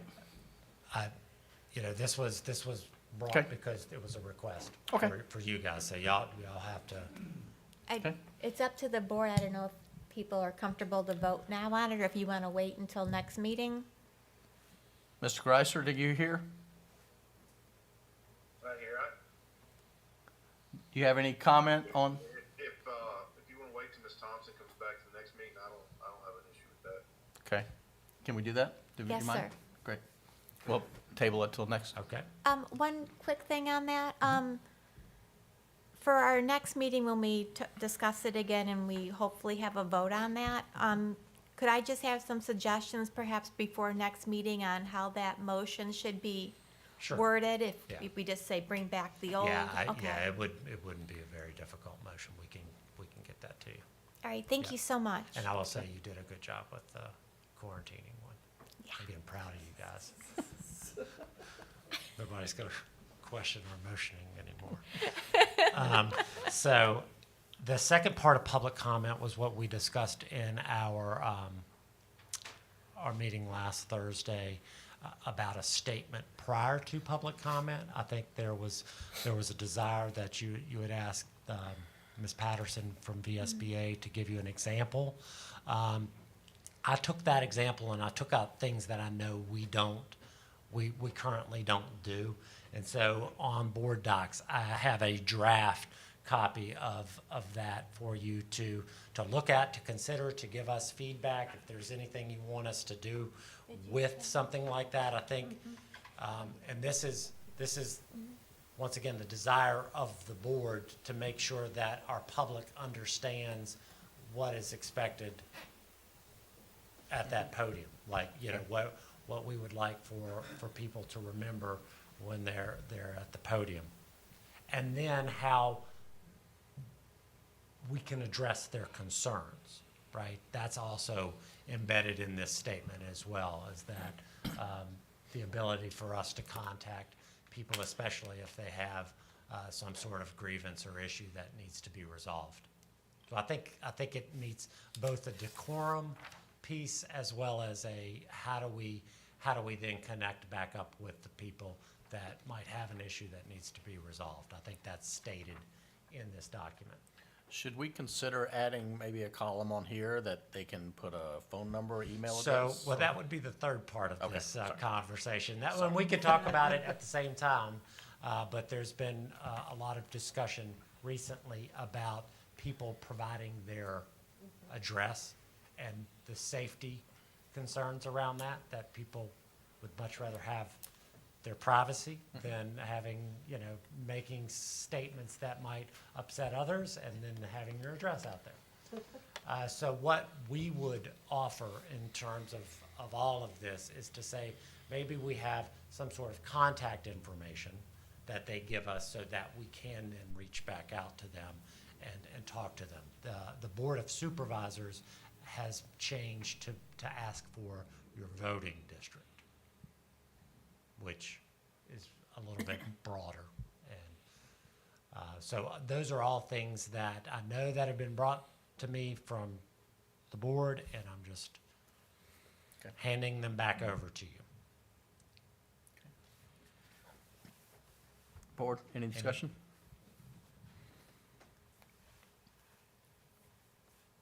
We all know you do.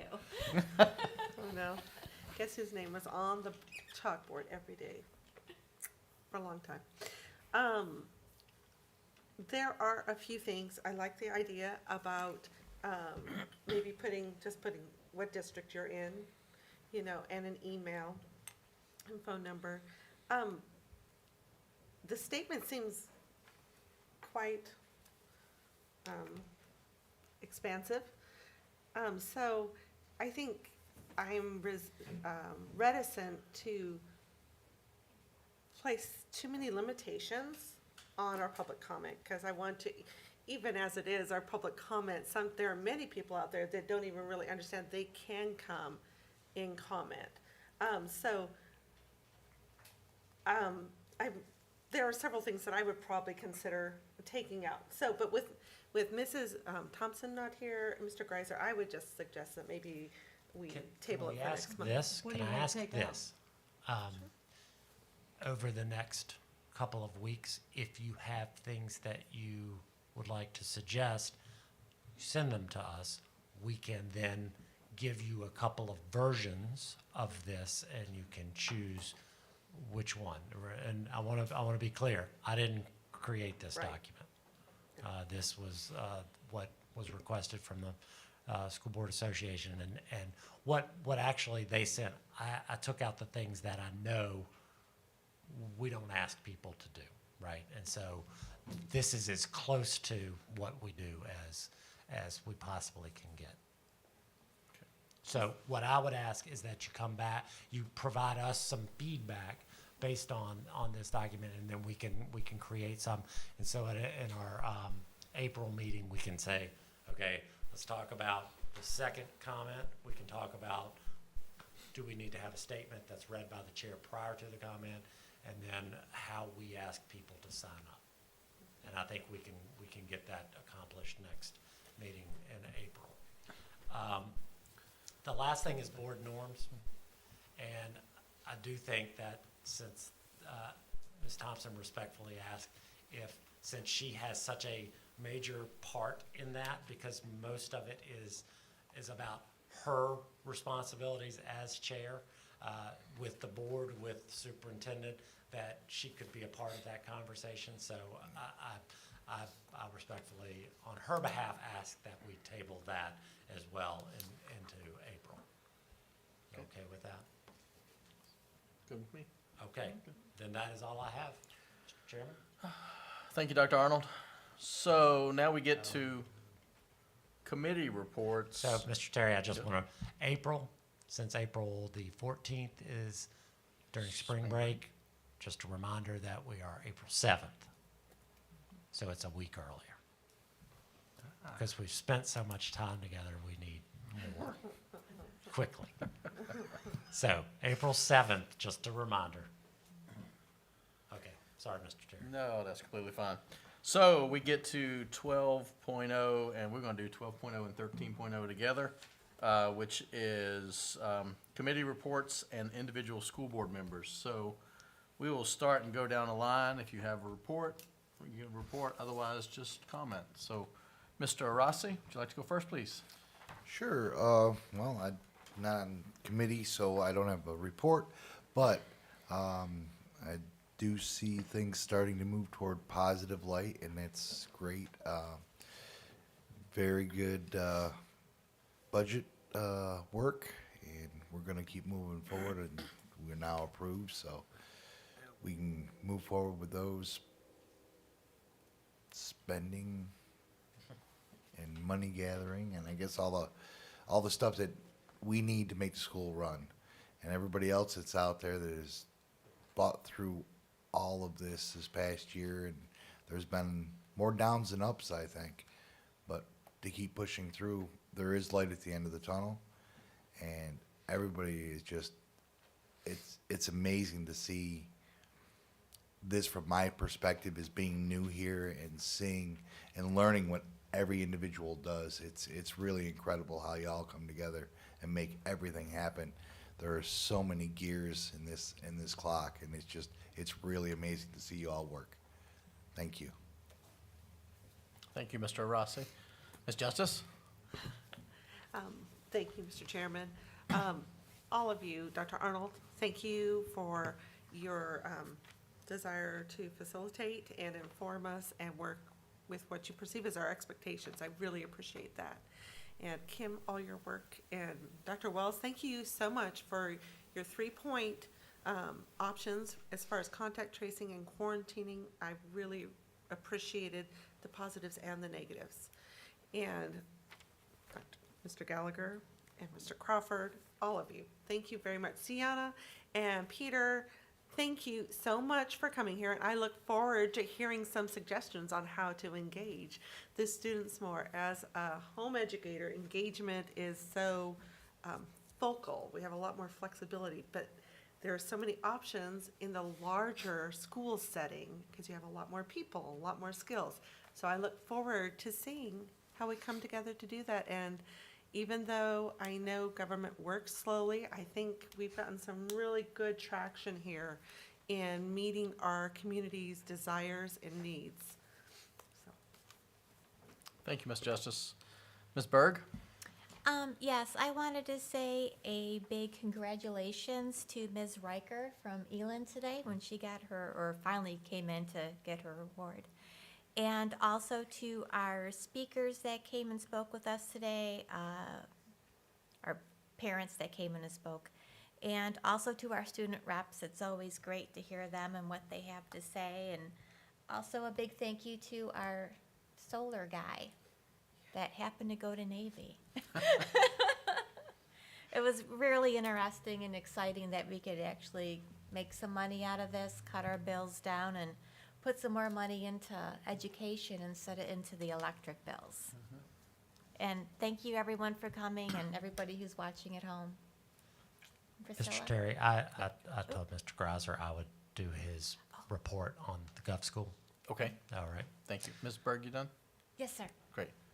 Dr. Arnold? So, as I'm the superintendent in charge at the Gov School, I was at that last meeting that Mr. Greiser attended.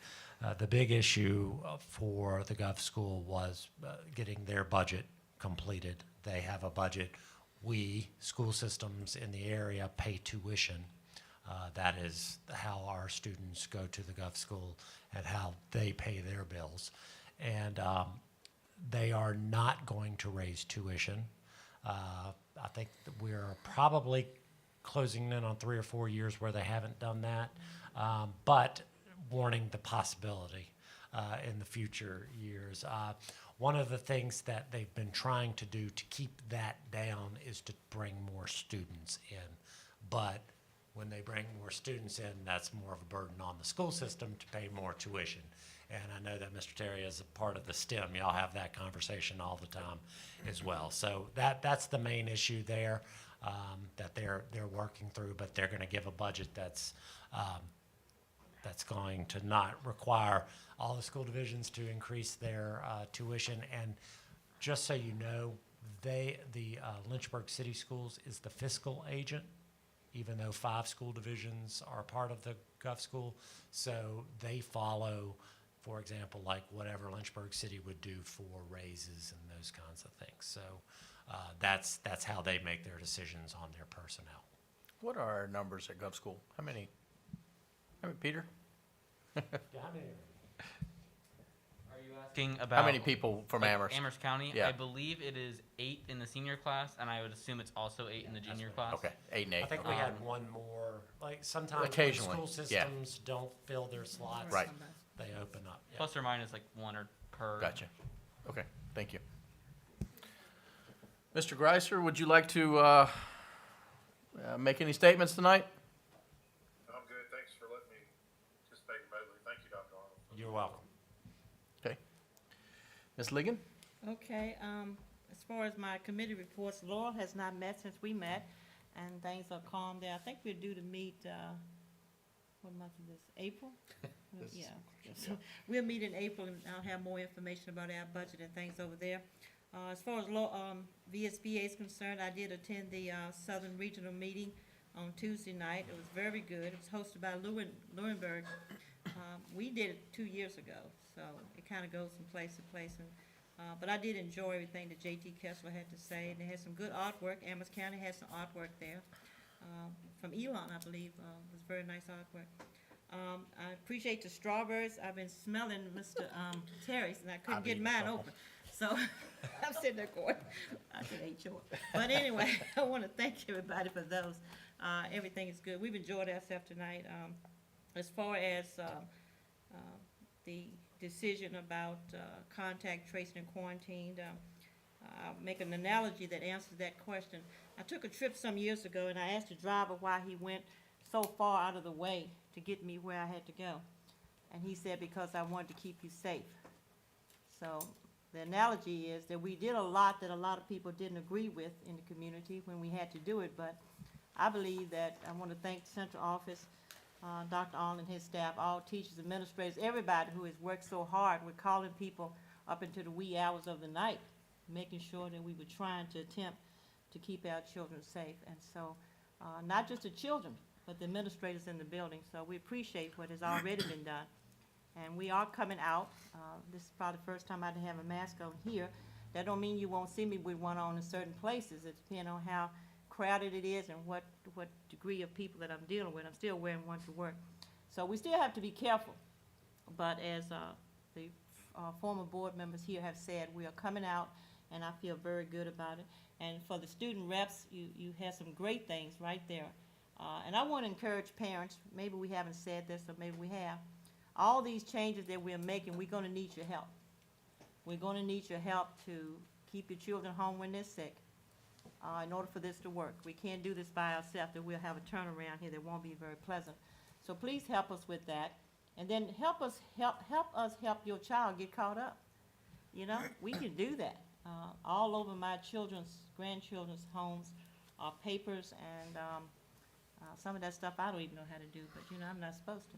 But, and we're doing great things. I just want to end by saying we're doing some great things in this county. It doesn't get talked about, but we're doing great things. People are working all day for our children. All 6 of mine, I'm happy as I can be. One of them got to build a leprechaun trap, and I'm like, oh, it's over my head. But you know, that's what your parents do. But things are going on in the school system. Good things are going on. Ball playing, it's not cheerleading. Stuff is going on. I went to speak at a class 2 weeks ago for African American history. I was one of the speakers on wellness. I felt pretty good about it. What was so interesting is my daughter was one of the speakers too. Isn't that funny? I looked over and I'm like, oh my goodness, what are we doing here? But I just want to end by saying let's keep a positive attitude. There are some good things going on.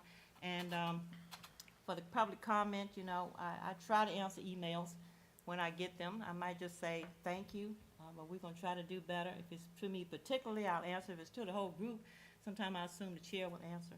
But it's not that we're disrespecting anybody by not getting back to emails. Now, with my setup, if I don't see it right away, it goes up under something. You know what I'm saying? And I'm like, where to go? So we're going to do the best we can with that. And I would encourage parents, if I think I've heard this twice now about child being held back or something like that, get in touch with teachers and principals. Just, you know, just be loud to them. Get in touch with them, and then if they can't help you, we'll be glad to pick it up. Now, I'm going to end on this, Mr. Chair. Doing a great job here. Anyway, I need your strawberries. I will say we're going to vote next time on the public comment, but let me just say this. I don't mean I'm not going to be hollered at and yelled at twice. That's all I got to say. Yes, ma'am. Thank you, Ms. Ligon. Alrighty, so STEM Academy has not met. We tried to do a Zoom meeting and we didn't have a quorum, so enough people couldn't attend, so we had to postpone it to, I guess it'll be coming up at the end of this month. As far as my comments for the night, thanks to the speakers. We do like to hear what you got to say. You know, not everybody agrees with everybody, but we all want to hear what you got to say.